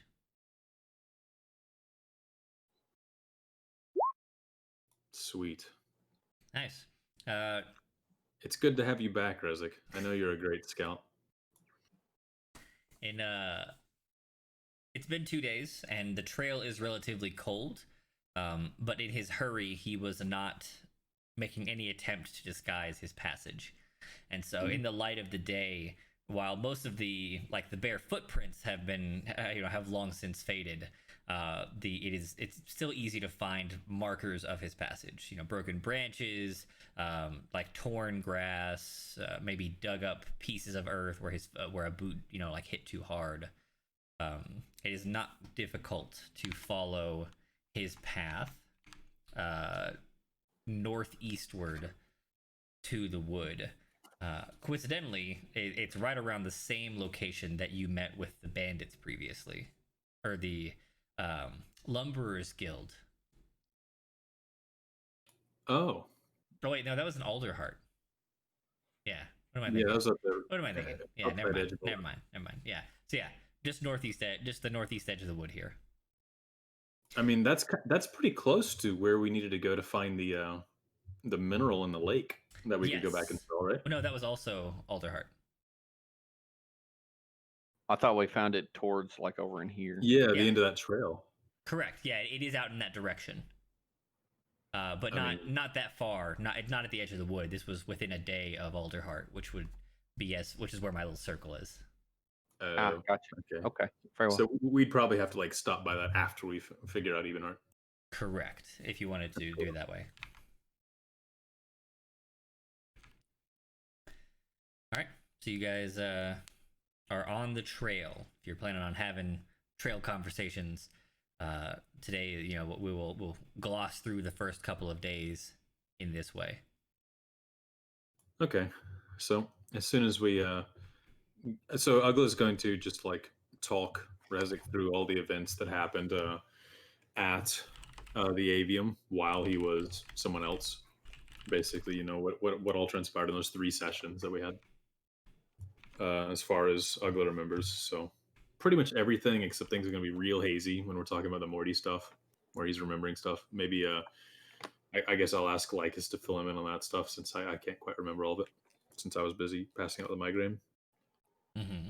And then after that, he's going to get into the sword, and he's just going to pull it out and be like, okay, so this is what the enchanters were able to put together for me. It's still Ilvis, so it's still the sword that Lycus made for me with the star metal, but they upgraded it a little bit, and they put some kind of a cat soul into it. So as I get stronger, it gets stronger, is what they told me. So it's really sharp and really powerful. But evidently, like the whole cat soul thing, it's got a bit of its own influence to it, and it's very proud, and I feel it as a part of me. Obviously, I'm still me, and I still control me, but I feel like it doesn't want help, which is weird because I've always accepted help from you guys and anyone willing, in the same way that I've helped them. But I got a strong feeling that if you try to heal me or cast a spell on me or assist me in any way, it's gonna try and will me to attack you, and I can try to resist it, but there's a chance that I can't. And if I resist that too much, eventually my own sword will turn against me. So Is it don't cast any spells on me unless you absolutely have to, or unless I'm just disabled. You're saying the define cast on you? Does that mean like if you trip something like alarm, you'll be compelled to attack me, or I think it's direct I effect. or if I just if I was to cast something like Hunter's Mark on you?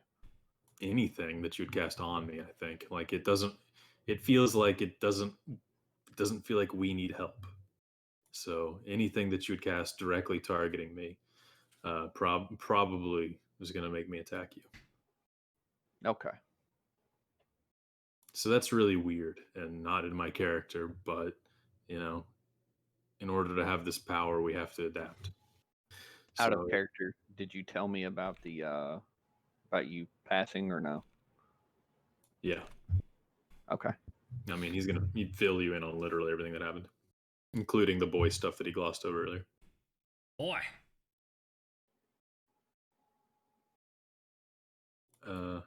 So yeah, it's really weird, but it's a powerful sword. So let's try and make it work as long as we can. And like I said, if I'm unconscious, I mean, I can't attack. So feel free to cast spells if I get murdered again. But until then, just let it roll.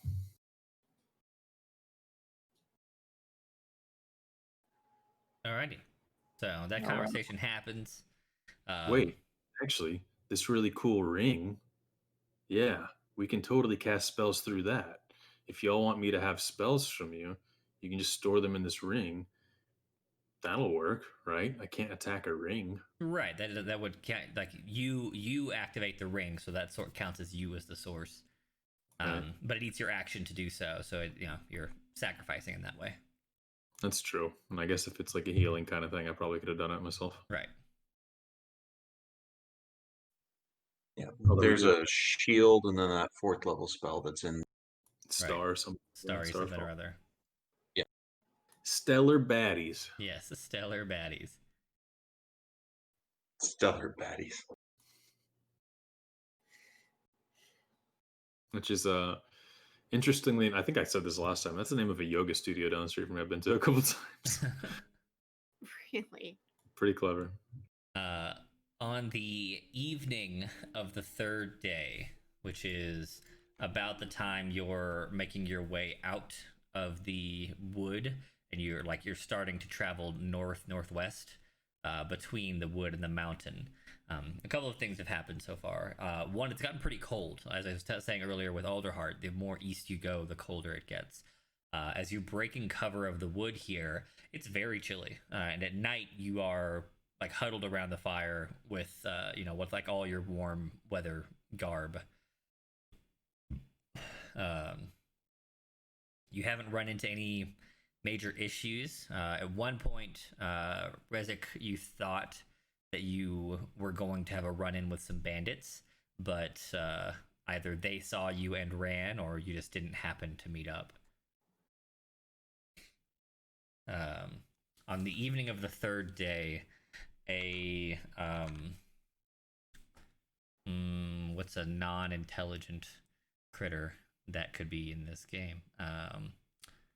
See, most of I guess cats. Aggressive or non-aggressive? This is like a, I don't know, not like large Squirrel? predator. A squirrel? Could be a squirrel. I'm thinking a little more like agile though. Like I'd like to say it's like a cat. Badger? Badger's pretty good. No, Badger's actually something that one of the alternative Humblewood races, Humble folks. Moppox. Yeah, it's a Moppock. Son of a bitch. So let's say squirrel. Yeah. So a squirrel, like a large red forest squirrel, something a good like 9 to 12 inches tall. This is it's pretty big for a squirrel. Or it should be, anyways. This creature is haggard. It looks sickly and is not moving with the agility it ought to have.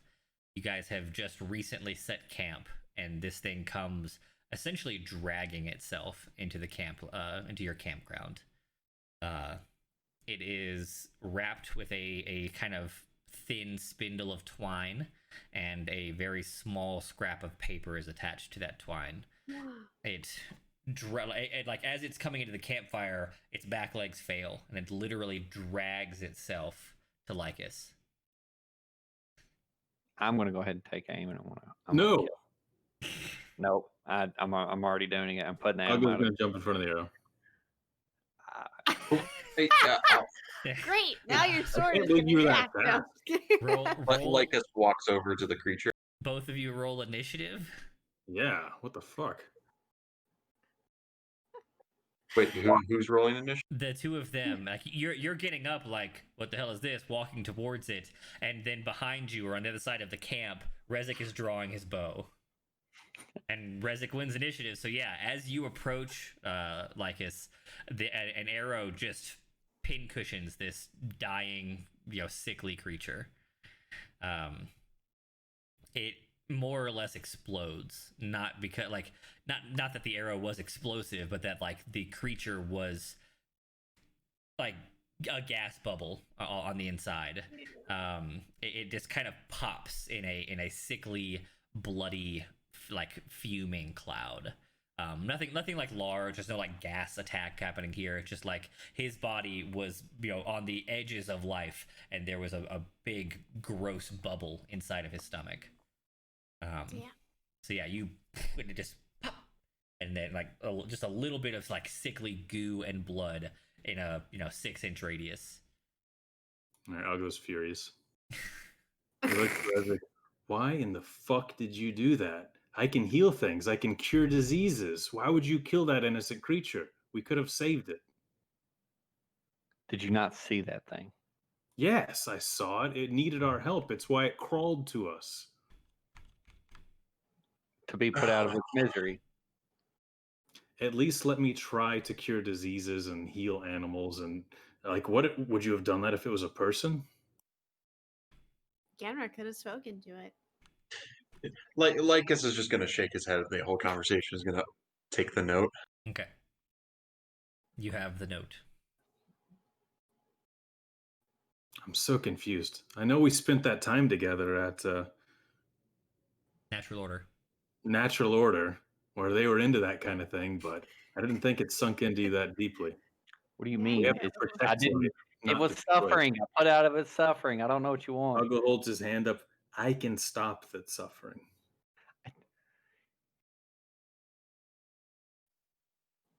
Lycus Well, is next time be faster. I'll tell you what. Take these bones, go bury them, and apologize to the gods for taking an innocent life. Like, what does that I'll note go say? party with it like Craig wants. The I'll note go bury it. Craig. I'll go party with Oh, goodness. Man. Ugla doesn't like the joke and starts assembling this mangled, gross goop everywhere into a pile to go bury. Don't touch it. During this conversation, like while you guys are looking at each other having a little argument, Lycus and Genra, you guys spot the ichor, the gross parts of the corpse basically begin like very rapidly come to a boil and just kind of evaporate. Everything, all that's left is like shredded squirrel flesh and a little bit of blood. So Like, yeah, I don't know about you.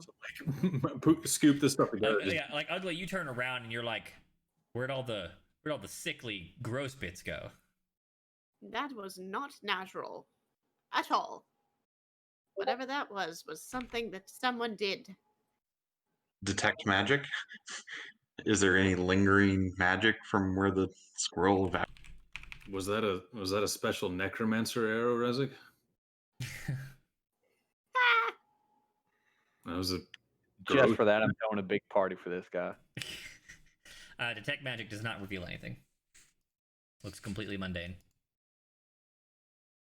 Mm-hmm.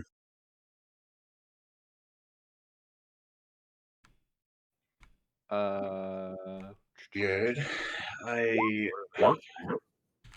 Would I know? Damn, What Double. maybe? double 20s. Oh, well, it was you know whatever you want. I was gonna ask from a survivor's perspective, would I know like diseases like that would be happening in the area or something that could cause it? Since it's non-magical, I would assume that might be something that. If it was reflected in like the trees or the local fauna or something. I'd say that you have seen sickly creatures before in a variety of like awful states, but nothing quite like this. Okay. Like you feel like you've had a really strong grasp of just kind of like natural illnesses. This wasn't it. Okay.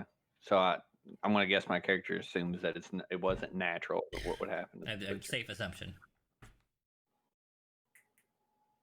What does the note say? Doesn't say anything. Ugly. You got to read it. I don't have it.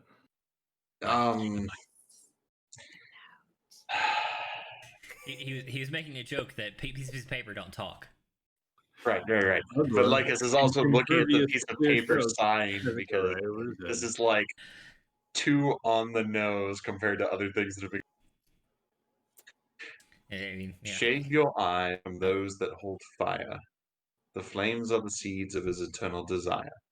The lives of the wood depend on the flame. Each memory lost strengthens his claim. Destroy the humble and defeat the king. Destroy the humble and fate will swing. Wow, that sounds like it's never for gonna us. remember that. Each memory lost strengthens his claim. Can you write all that And down? and So- Lycus pulls off the illusory ring off of his hand that has the burnt finger Hmm. and waggles it in the air. Lycus, are you sharing your note? Yes, no, he read it aloud to everyone. Can we type it since it's That's something what that I'm we doing. have? Like, if he, if, Yeah, if yeah, he said I'll yes, just go ahead and copy it. I've got it.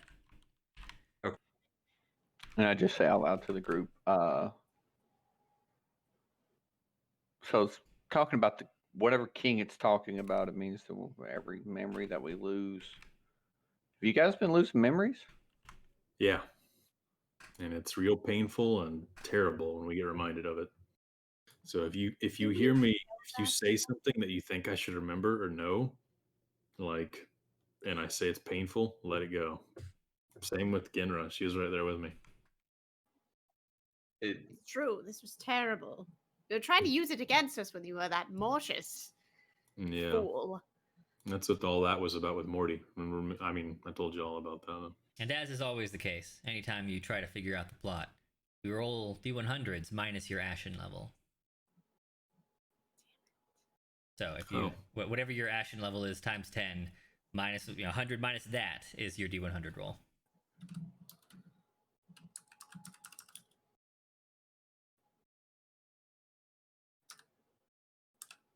What is going on with my rolls? Hold on a minute.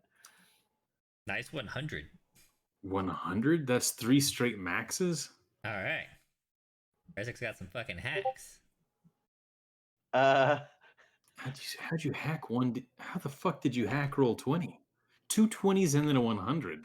That's like insanely Well, minute. the other one was a 17, but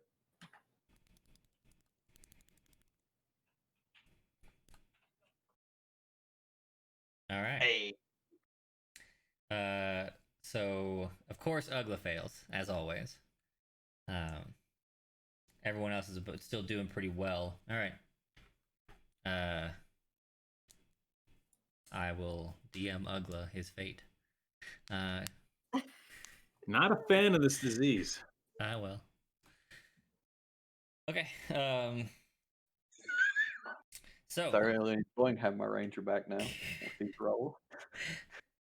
you guys continue in a northwesterly route. This is a long trek, though not one of like great interest. You'll spend 1, 2, 3, a little over a week traveling to the north side of the wood. You never lose his trail. He's just 2 days ahead of you. He's not hiding himself, so you'll find his fires. Every night you can share what was his camp. You have something to say, Rezek? Oh yeah, I was gonna say after I noticed that the bandits were kind of in the area, I'm always gonna be a little more cautious and kind of try and follow not follow the trail exactly. I'm trying to follow it off a little bit, so that way we don't. It's much harder for them to track us. They would have to be tracking him. They would have to know what we were tracking, essentially, for them to be able to track us. Is more what I'm looking for. Unless, of course, it requires everybody to be stealthy. At which point, never mind. Trying to keep the bandits short, Joe. Well, it's just kind of a just in case. It's something that I noticed and it's something that I don't want to really encounter because of the last time. Yep. Didn't like that. Okay.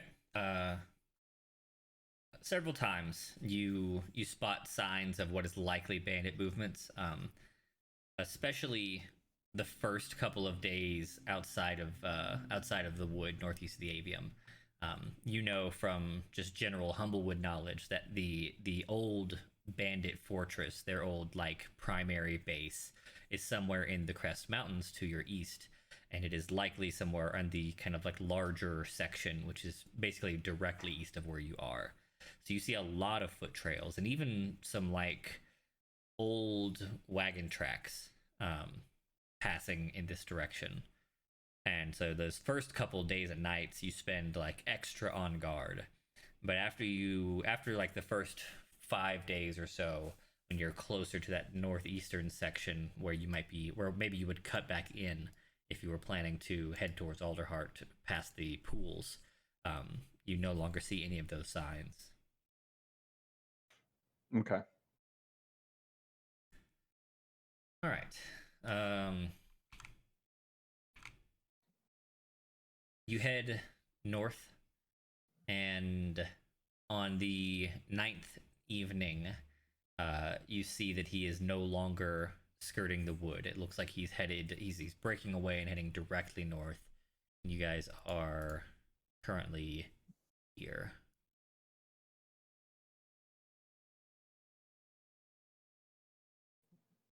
Okay. Lycus, in the sleeping hours of the 9th night, before or after your watch, doesn't really matter, you receive a vision, a dream that feels more than simply dreaming. A stone facade, hidden within a recessed parcel of land that hides from the outside. That's all. A stone recess hidden. Sorry, can you repeat one A more? stone facade hidden within a recess in the land itself.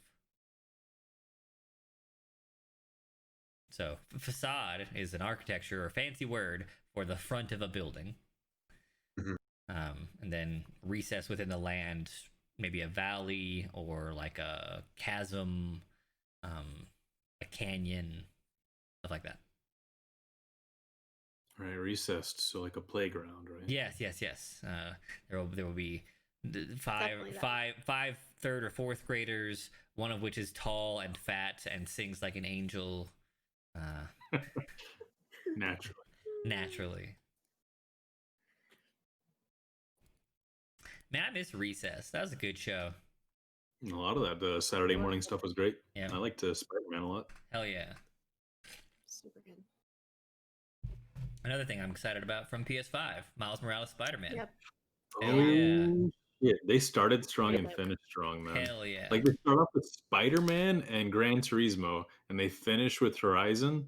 Damn. They've got a good lineup of exclusives coming. Mm-hmm. And the console looks pretty cool too. Like think- the number one comment, like the way people capture it, is just like, see, this is what we thought that the consoles of the future were going to look like Back 20 in early years ago. 2000s, yeah. Right? Yeah, finally.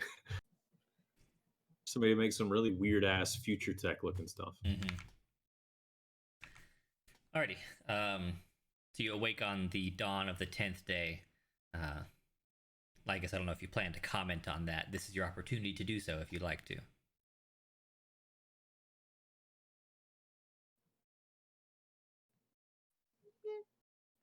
I don't know if you're talking or not. It broke up in the middle of that. What was the question? I said on the dawn of the 10th day, you guys are headed north. If you'd like to comment upon your dream, this is your opportunity. Otherwise, we will move on. No, he'll make a brief comment to everybody else about how he saw this stone structure built into the land itself and kind Is of that the hidden temple away. you're seeking? Hmm? Is that the temple you're seeking? Maybe, or it could be what we're trying to find. It could be one of the two. Hmm. Do you want to sketch it real quick so your brain? Oh, never mind. You'll remember it. Yeah, why don't I go ahead and sketch it for everybody else anyway? That's fair. He So we sketches- all know what to look for. He sketches a shockingly accurate image of what is probably a large crevice or a small canyon. Didn't know that you're such a good artist, like us. What was that? I didn't know you're such a good artist.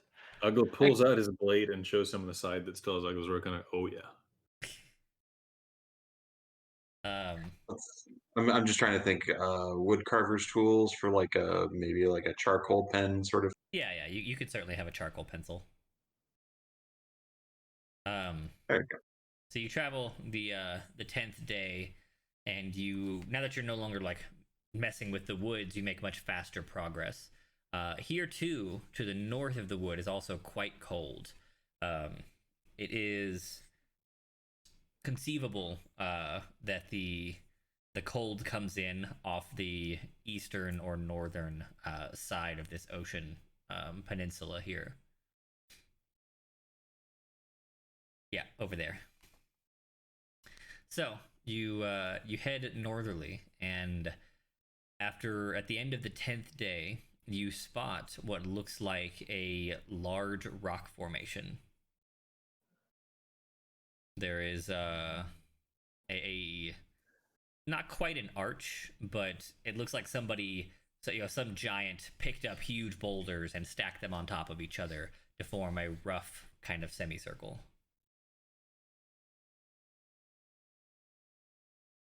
Oh, this is what you drew. What do you think it is? He did not draw a boulder arch. Oh, this is definitely Is not it an what you arch drew. or a semicircle? Well, I mean, an arch is a semicircle, kind of, but taller. Right. It's laid over. Okay. Right. So it is like it is standing. There's a a portal, an entryway, but it's not like tall circular like an arch is. This is just more like like you see those cool people stacking stones and shit. These are a bunch of differently shaped stones making a rough semicircle, just kind of on the land. Is this Okay. where this is where the trail leads us? The trail does lead through this semicircle, yes. Lycus grabs a rock and throws it through the semicircle. Roll perception, everybody.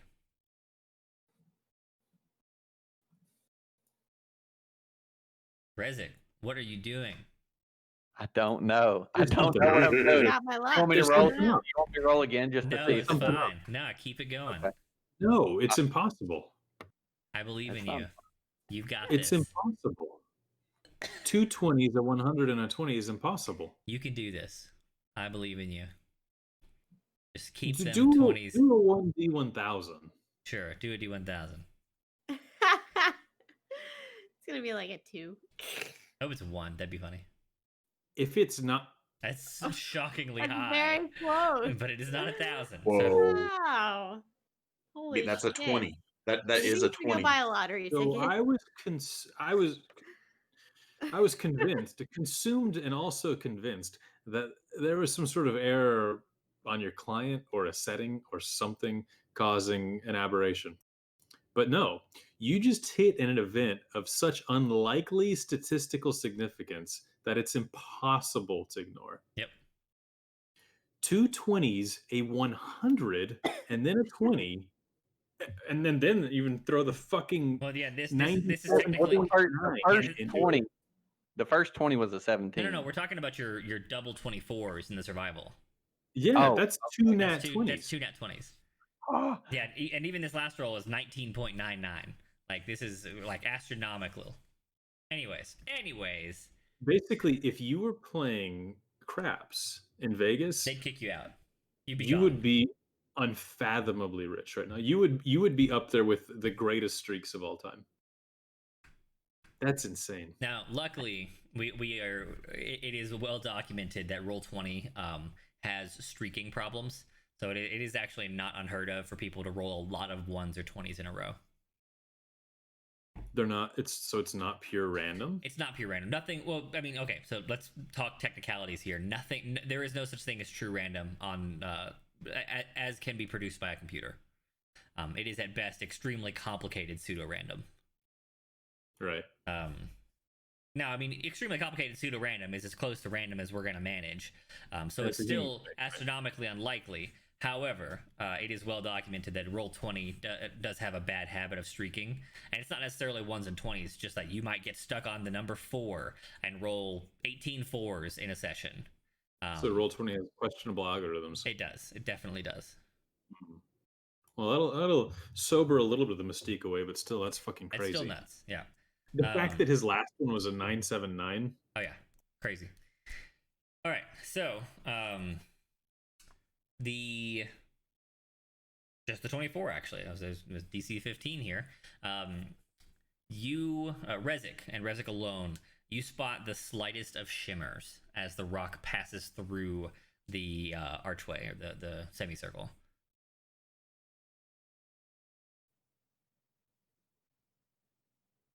I caught a shimmer on that, guys. I don't.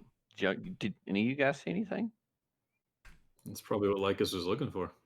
It seemed like air, but I mean, archways say in the so. middle of nowhere don't tend to just don't tend to be just archways sometimes. Do we want to break it? Make it safe? No, not we don't need to break it. It's just a matter of what kind of. You said it was a shimmer? Yeah, it was a shimmer. That's about all I caught, though. If it was an alarm, then I mean, we already set it off, right? Alarm would be a living creature. It wouldn't trigger off a rock. Detect magic? You detect a very weak illusion.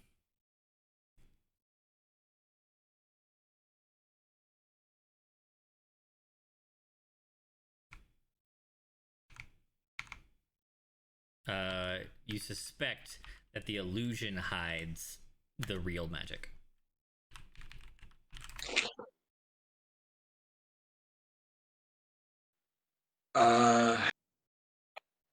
All right. Well, maybe there's an illusory effect that's layered over this first one to make it seem like it's harder to make it harder to.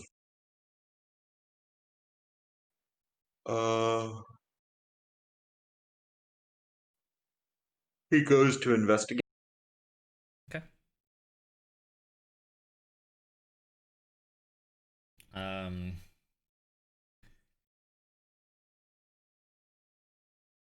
You get the feeling that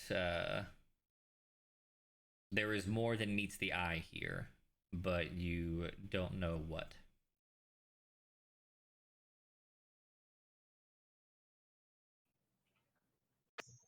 Does anyone else have any bright ideas? Clearly a Transformers. robot in disguise, yeah. I mean, I could take a look. Ginra, you've got amazing investigative gallus eyes. Do you want to see if you can figure out what's holding all this together? Those of you I who mean, I specialize. try, I guess. All right, good. Rezik didn't roll a fucking 20. Should I roll investigation or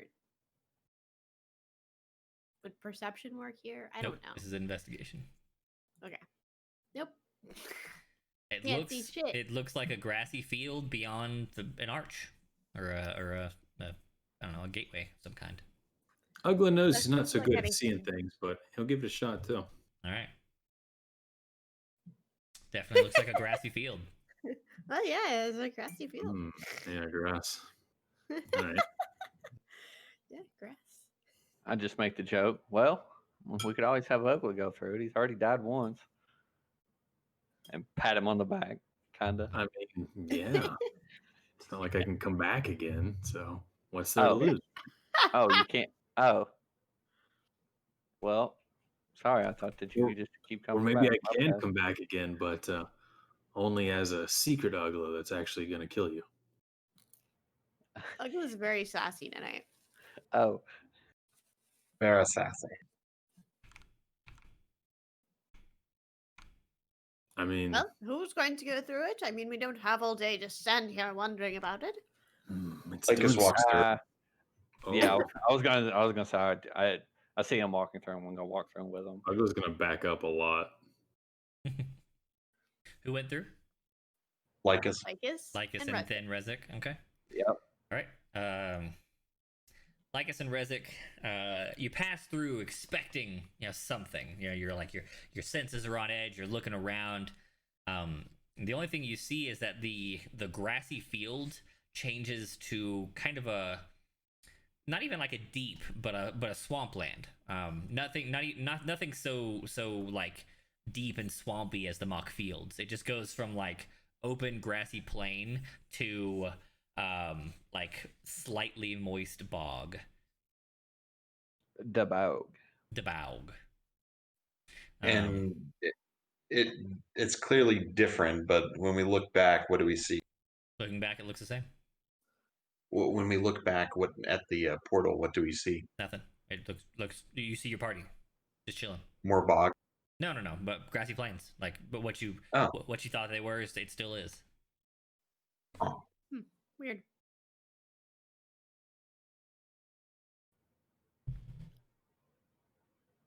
Look around, see if I still. Well, I guess I want to. It'll be a survival check. See if I find any tracks or anything like that that continues on in this.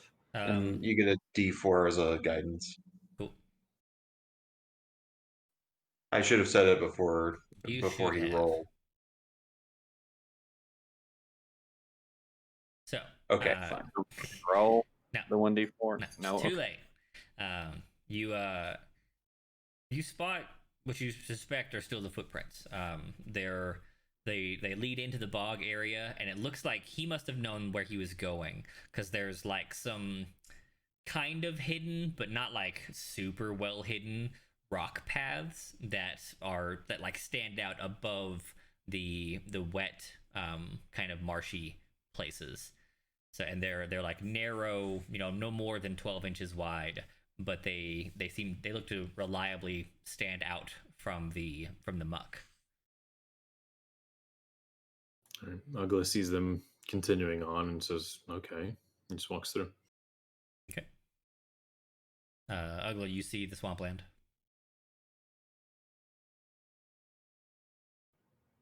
And turn to Genra. Looks like it's hiding a swamp. I guess it's safe. I mean, we don't know if it's safe per se, but we know it's a swamp, and that's pretty much all we have to go off of. He's gonna lean real close to her across the barrier, and we know that 3 of us have already passed through, so we have to. I suppose you're right, but I don't know. I don't feel quite wonderful about this. It's No, me neither. getting I wanted to scary. try and break these first, but what's the old mother's saying? If all your friends jump off a cliff, would you do it too? I mean, I guess. I would say no, but I guess it doesn't even matter You'd anymore what say I no would say. because So you could flap your wings. I know. that's true. You're not wrong about that one. Yes, let's go. I suppose we have no other choice. We're not going to stand out here all day while they wait inside there for something to happen to No, they're them. gone. So. They're up the trail. Let's get out of here. Oh, let's go. All right, so you guys begin traversing the like the stone pathways. Is that right? Yeah, where we think Wherever you think gonna- Odwald was. Yeah, since I'm leading the way, I'm going to be pretty cautious about it too, though. Okay. It's slow going. They are, like I said, they're only 12 inches wide. And 12 inches is plenty when you're confident and feeling balanced, and very little when you're trying not to fall. Anyone who's ever tried to walk a straight line with their eyes closed will rapidly realize how not straight everyone walks. just naturally. Just naturally, yeah. And like, yeah, you can rock a roughly straight line, but every now and then, and like relatively frequently, your balance will shift just a little and you'll take a wide step. And subconsciously you'll never notice, your body just corrects. But when you've only got 12 inches of space, you're always aware that your foot's close to the edge. So it's a little nerve-wracking, it's a little tough. It's not overly difficult, but it's just something that's kind of constantly on your mind. And you spend an hour going pretty slow as you're making your way through this. It looks like it's switchbacks just over and over, sometimes going long and then coming back, and then sometimes going fully horizontal as opposed to forward. Like the trail of these stones is nowhere near straight. And as time goes by and you approach kind of the evening time, you spot a couple of things. One, up ahead of you, there appears to be a hilltop, a rise of the land out of the swamp. And two, the wind picks up as night falls. Is the temperature still cold? It is, and as the sun goes down, it drops rapidly.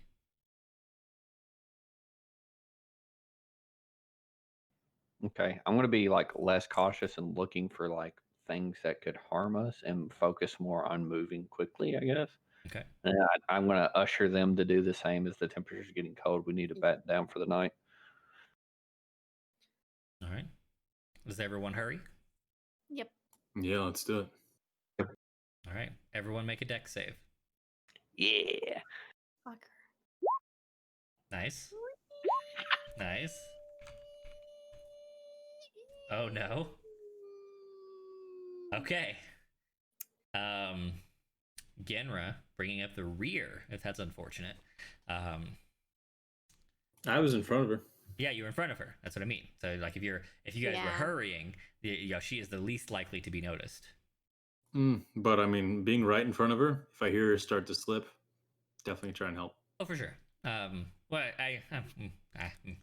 we'll see.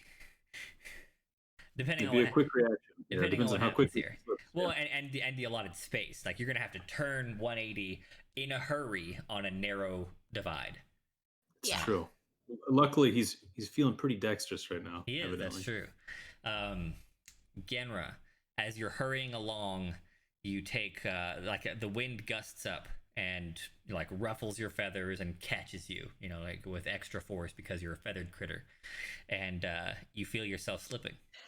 You are definitely about to lose a foothold.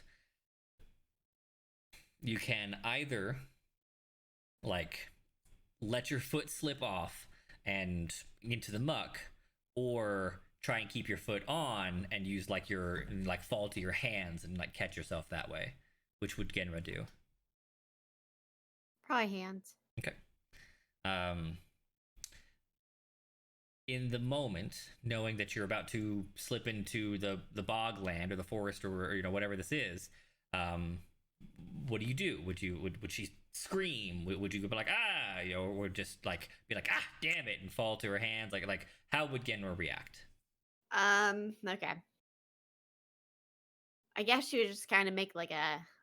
Honk. I guess I don't. A honk is like you have to get it going. Yeah, that's true, that's this is true. just a very like noise Okay. out of just sheer spontaneity. Sure. So. Okay. So you just hear a very, very light noise of surprise. Yeah. Especially like Ugla, you definitely hear this. The other two, you're pretty far ahead because you were separated from them anyway. So if either of you has a passive perception of 14 or higher, you can hear it. If you have a +4, Lycus or Rezek, you do. Okay, so yeah, you hear just faintly from far behind because you're leading the way. What sounds like either Genra or some other creature making a surprised squawk. Ugla, you turn around just in time to see like Genra has slipped and she's falling hands first, intending to catch herself. She falls through the swamp and disappears. Genra, you pass through the swamp. You've got your arms out stiff to catch yourself, and you're expecting water, muck, gross, and instead you pass straight through the grass. Your mind reels and you find yourself plummeting in a deep, dark crevasse. All right, she's definitely gonna glide Okay. as soon as she realizes that she's falling. Yeah. You know. So you take a moment for your mind to reel from shock, and then you're literally plummeting. So of course, bird instinct is whoosh. Yep. Okay. Now you don't have dark vision. You can't see Right. where you're going or what's below you. Nope. You could certainly make noise if you'd like to. Sure. I'll make a loud honk to see if I can tell how close Solid is. You are very close to walls. You hear a lot of immediate echoes. And Ugla, from above, you hear the sound of her, like fearful or surprised, goose honking, as if she's in some sort of like chamber or room, and you can hear the echoes of it from beneath you. Stop, Rezik, Lycus. Huh? Ginra What? fell, but she's not in water. I can hear a honk. It's like I was trying to figure out what happened. I saw her Turning fall around, through. turning around, the other two of you definitely hear the honking, but from your distance, let's say that you guys are 50 to 100 feet ahead, you hear the echoes. You hear like she's going, ha! You hear ha, ha, ha, ha, ha, ha, from all over the place. I mean, I'd expect her to be underwater, but it's echoing like she's not. Guessing the illusion. You what? I'm guessing. Oh, and I'm going to say the Lycus. I'm guessing it's the illusion. Or something that I've never seen before. Here, let me. Is there a tree? Is there a what? Is there? Well, where did she fall? So are you guys gonna like run back to her? Directly in front of him, Are you and he's guys gonna running yell back to that- Ugla? Because you guys are like 100, you guys are 100 feet ahead on these switchback little rocks. So I yelled that. See how close. You had to yell. Yeah, Lycus is running back. Okay. Genra, roll disadvantaged perception.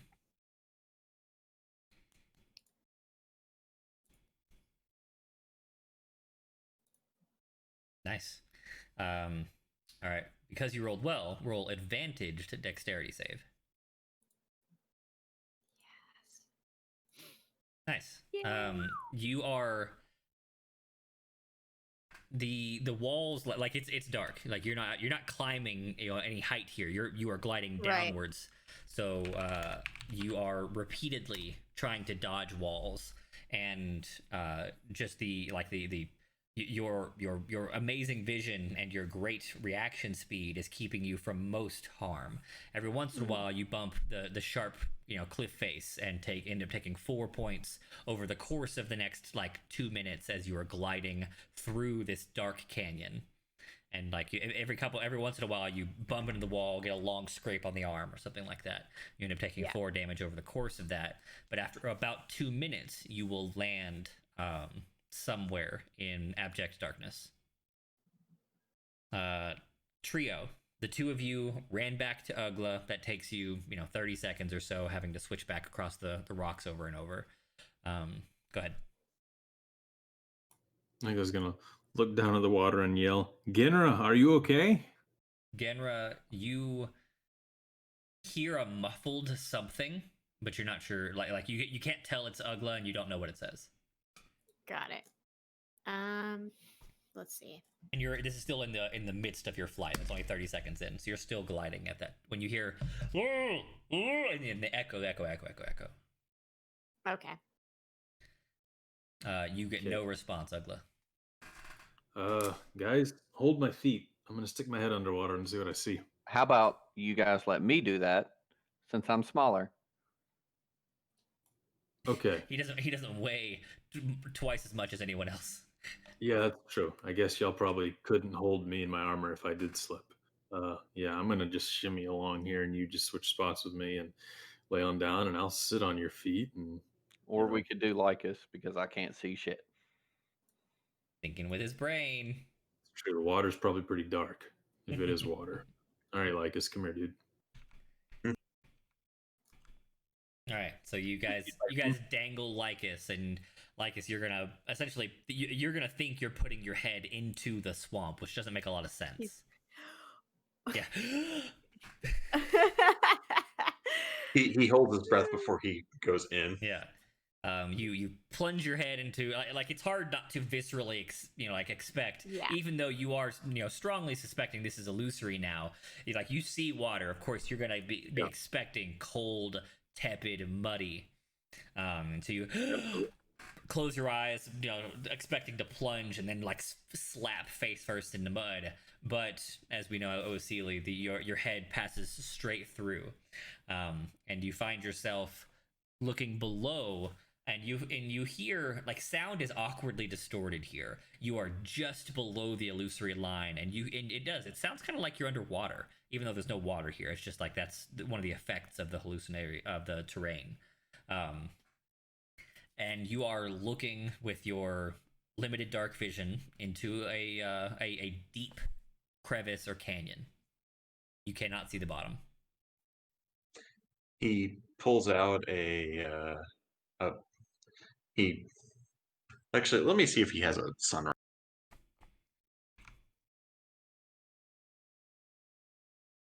Let's see if we wrote down our standard adventurers kits or not.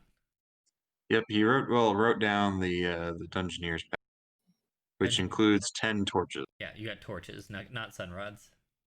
That's right. So instead he's gonna use his other whatchamajiggle. He's gonna use his magical tinkering Okay. to tap on like a copper coin Mm-hmm. and make it so it sheds bright light for 5 feet and dim light for additional 5. So you make a candle. And just make a candle. Okay. Toss it. All right. See if it goes. Yeah, it plummets deeply, well over 100 feet. Beyond that, you'd have to watch it and do the math, but definitely over 100 feet down. And it does not it several times, because it goes kind of outwardly and down several times. It looks like it did shine off a wall, but then passes it, so you can tell that the canyon walls in and out.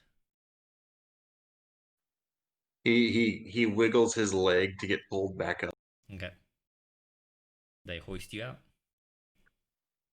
It's hundreds of feet falling down.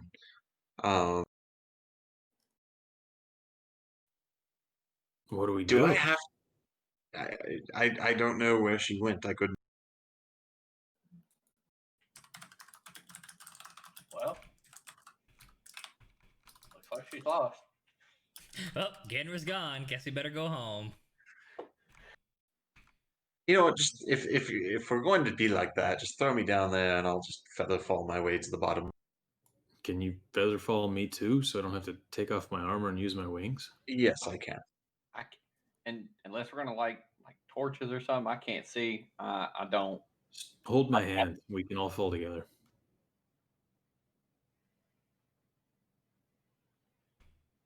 All right. Well, 1, 2, 3.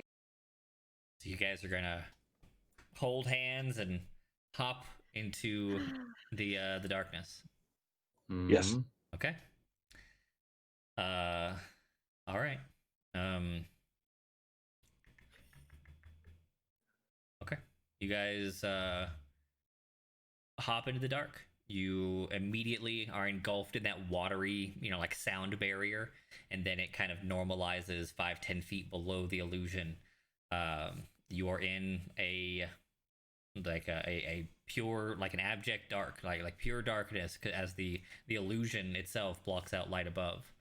I mean, there was a decision there. So Ugla grabs Lycus's hand and then reaches his hand out to Rezek. Did you take it and jump with us?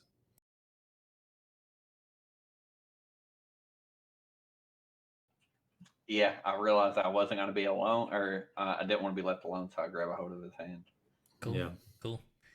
Ugla, could you make a charisma save for me? I'm assuming you don't want to attack Lycus. Ugly completely forgot. I know he did. Yep.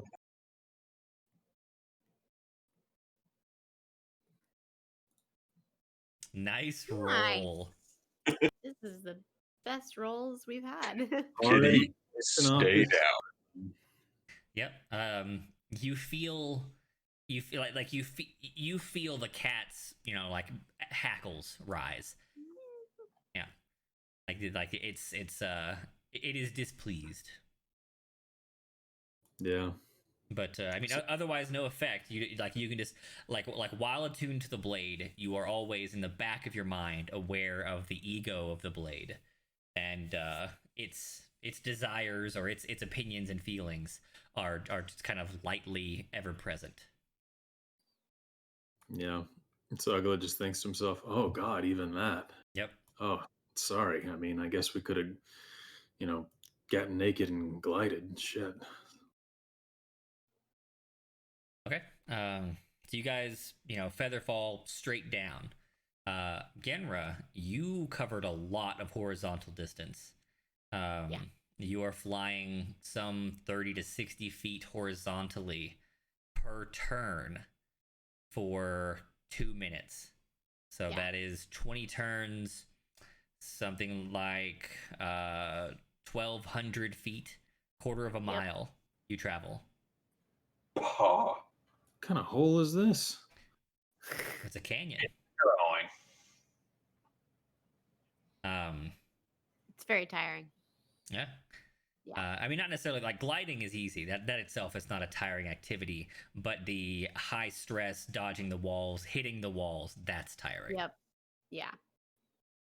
Um, okay, and then there's like the existential dread of darkness. Is that you have no idea Yeah. where you're going, you don't know where you're gonna land, you don't know what you're gonna land Right. on, and when you get there, you have no idea if and how you'll find the party.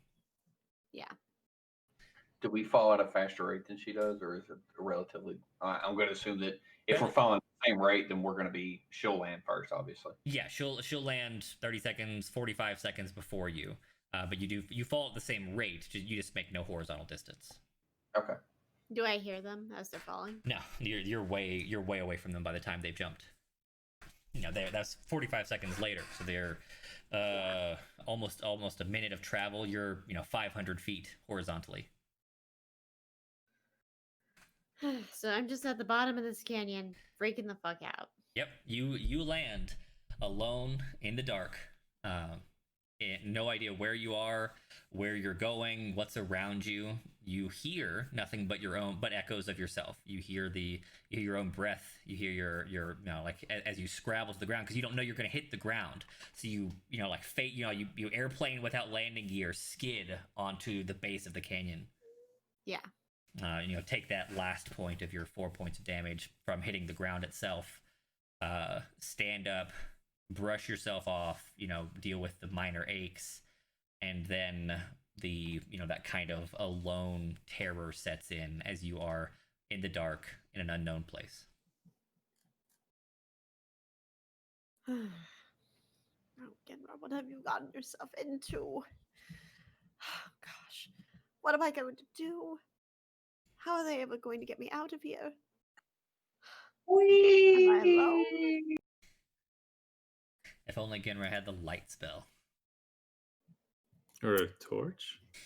I know. No, we already established that. Oh I my didn't have a gosh. torch. Yeah. Is there a little glowing coin down? No, because she traveled a quarter mile. Oh, she traveled it right. You're- If I could see anything, it'd be great because then I could like light it on fire. But I Right. can't even do that. Yeah, Genra is a little laissez-faire Sitting with down. adventuring gear. I can't believe we didn't stock up at the avium. Anyone? Well, Rezik did. Like Rezik, your consummate traveler and adventurer, like outdoorsman. He I'm sure Rezik stocks up regularly. But Genra, your happy-go-lucky bard, not important to her. Probably stocked up on new strings. Sure, she probably has strings for her instruments and like wax and other like bard thingies. Wood polish. Yeah, wood polish. Sure. She got 3 extra sets of clothes. She has no idea that she could turn that into a candle. Yes.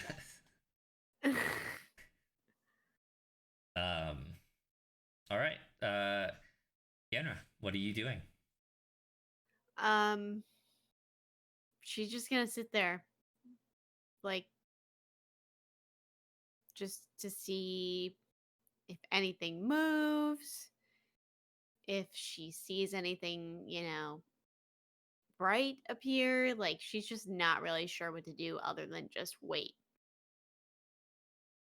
She doesn't know how long she's gonna wait. She's just gonna wait Okay. in place. Well, for the four of you and anyone watching or watching in the future, if you've never been lost alone in abject darkness, it is one of the most terrifying human experiences you can ever experience. This is not a good time or place psychologically. It is hard. It is worse to be in actual silence, but that's something that the human psyche is not actually capable of dealing with. Even here in like an echo chamber, it is frightening because for the first few moments you'll try and be quiet, listen for anything, and you'll hear nothing, and that's scary. Then you'll move a foot and it'll make a weird amount of echoes because you'll happen to disturb some gravel, and you're not sure if those are you or something else. And eventually your mind will start to play tricks from the far echoes. You'd be like, is that something over there? Is it coming to get me? Like, this is probably Genra's like most terrifying experience from like a straight trauma kind of perspective. Like being in fighting for your life, that's a different kind of fear. This is that helpless kind of feeling. Yep. Yeah. I would definitely say like she's just totally unsure, has never been in any sort of like danger or situation that's made her feel so alone and desperate. But again, like, she's totally helpless, so she doesn't know what to do. So she just kind of freezes up. All right, that's what I'm gonna ask. Is Genra a freezer or someone who would go to flight? Okay. Genra, you find a wall because that's something you can find that's solid, and you sit down and just have a panic attack. Yep. Okay. Trio, you slowly float to the base of the canyon. Turns out it was 200 to 300 feet. You're falling for a good long time. And you finally touch down. Two of you can see. One of you, of course, is also in darkness, but at least Rezik knows he's not alone. Right. So as soon as we land, I say, "Hey guys, give me a second. Cover your ears," and I transform into the Hellhound. Okay. And then I want to let out a fucking howl. You're gonna howl. Okay, cool. Yep, just to see if I can get it to travel that far. I know that my voice normally wouldn't travel that far, Sure. but Hellhound's got big voices. Okay.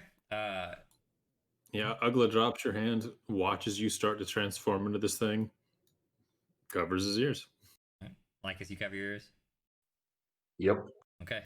The Hellhound, like, big howl is just like everything else the Hellhound does. It's kind of terrifying to behold. Like, you see him kind of, like, steady himself and breathe deep.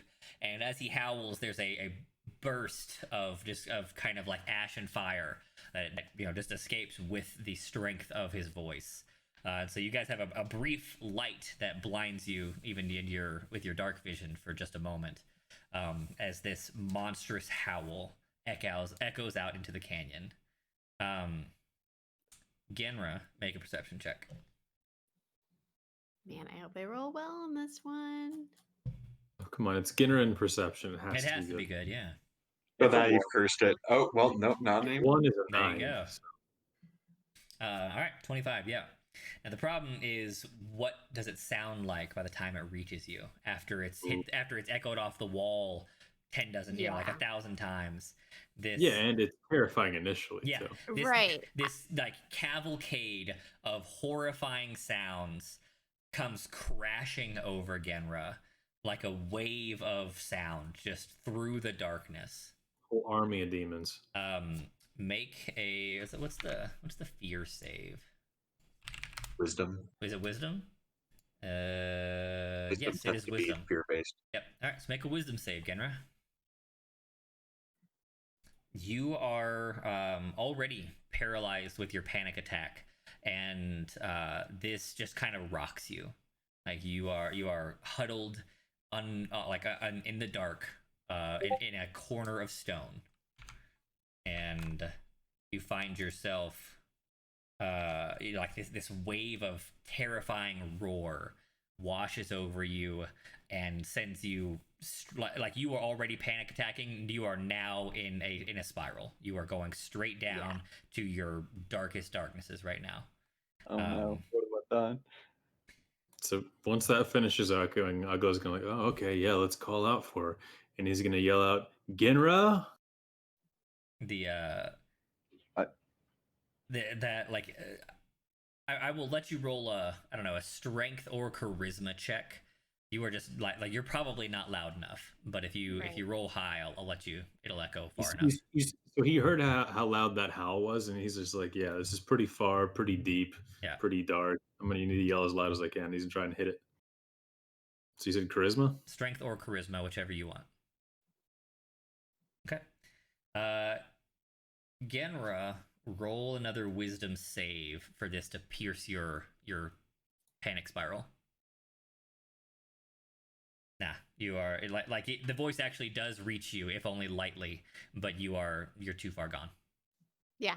Now I'm like, am I imagining things, you know? Like yeah. I'm just like so terrified.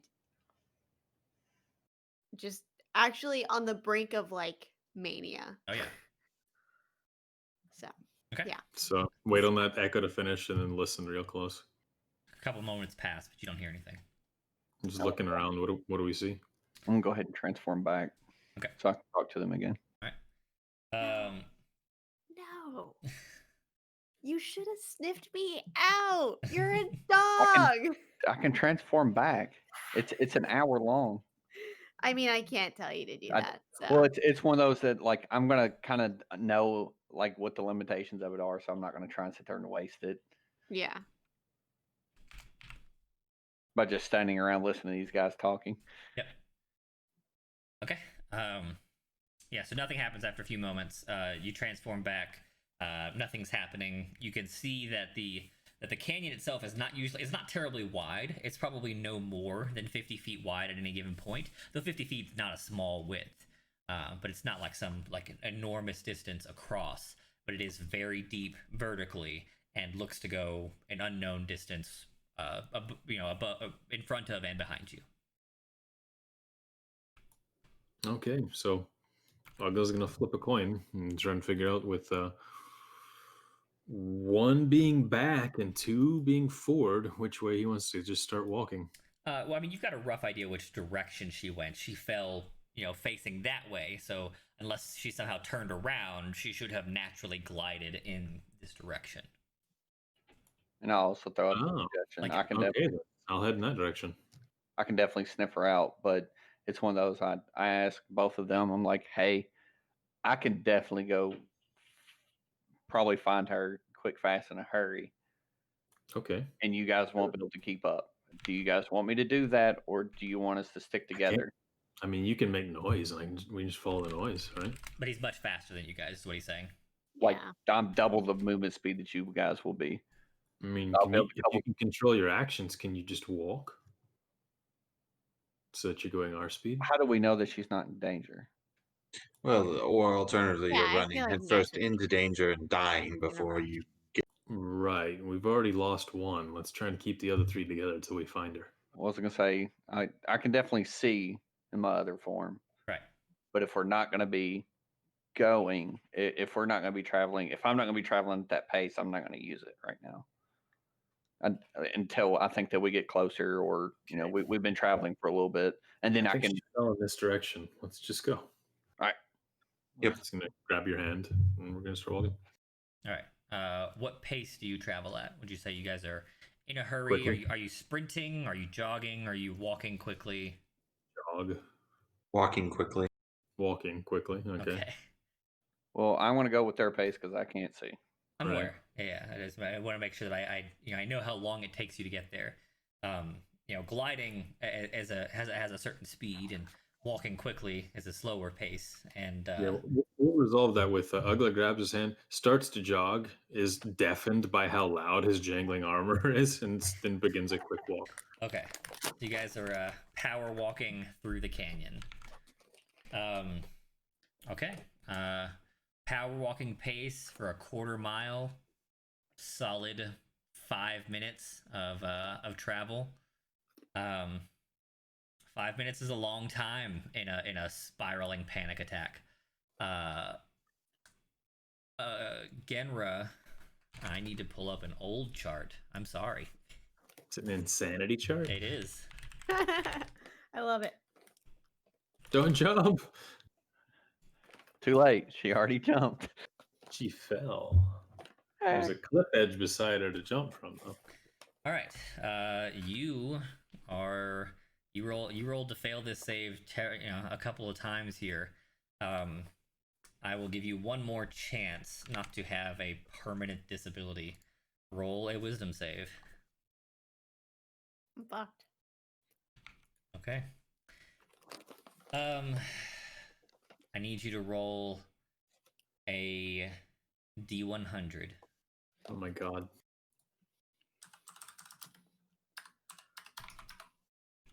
Oh my Ooh, god. interesting.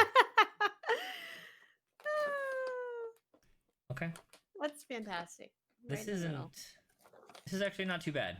And Okay. it's pretty fitting for Genra. Now I need you to roll another one. Roll me another D100. To figure out what flavor of pizza you think of every time darkness. Okay. Pizza, you say?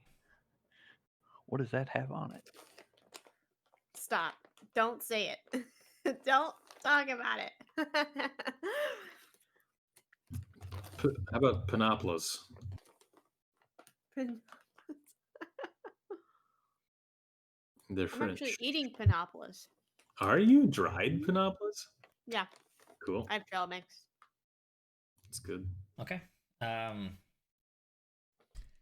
In your panic spiral, you are basically attempting to cling to sanity here as you are coming to terms with that you might spend the remainder of your obviously short life dying of starvation and agony, if not killed by some sort of terrifying monster, alone in the darkness. And so your mind seeks to cling to objects or ideas of sanity, of things that will ground you and try and pull you out, because some part of you is still trying to rationalize.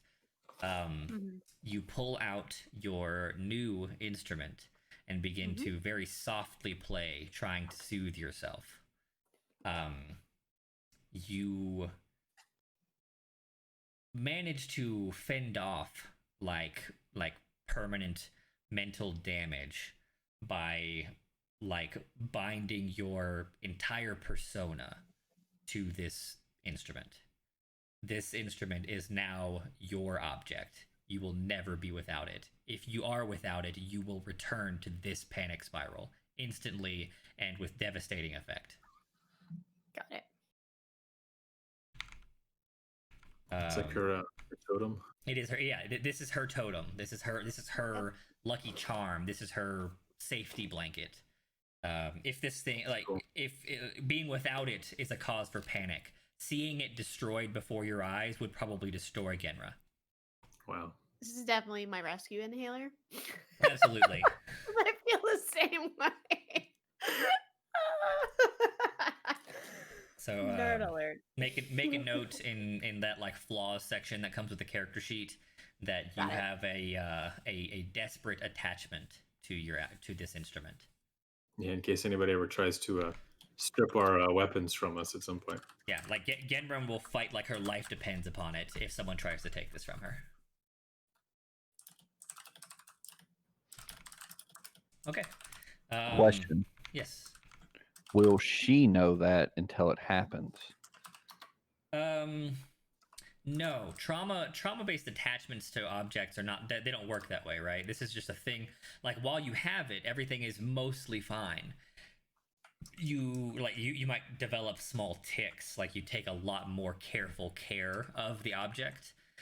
You find yourself playing it more often just for the sake of comfort, but those aren't really bad results. But Genra's first hints will probably be like in nightmares, that she will wake up panicked and sweating in the night, thinking that it's been taken, that she's lost it, only to realize it's already in her arms.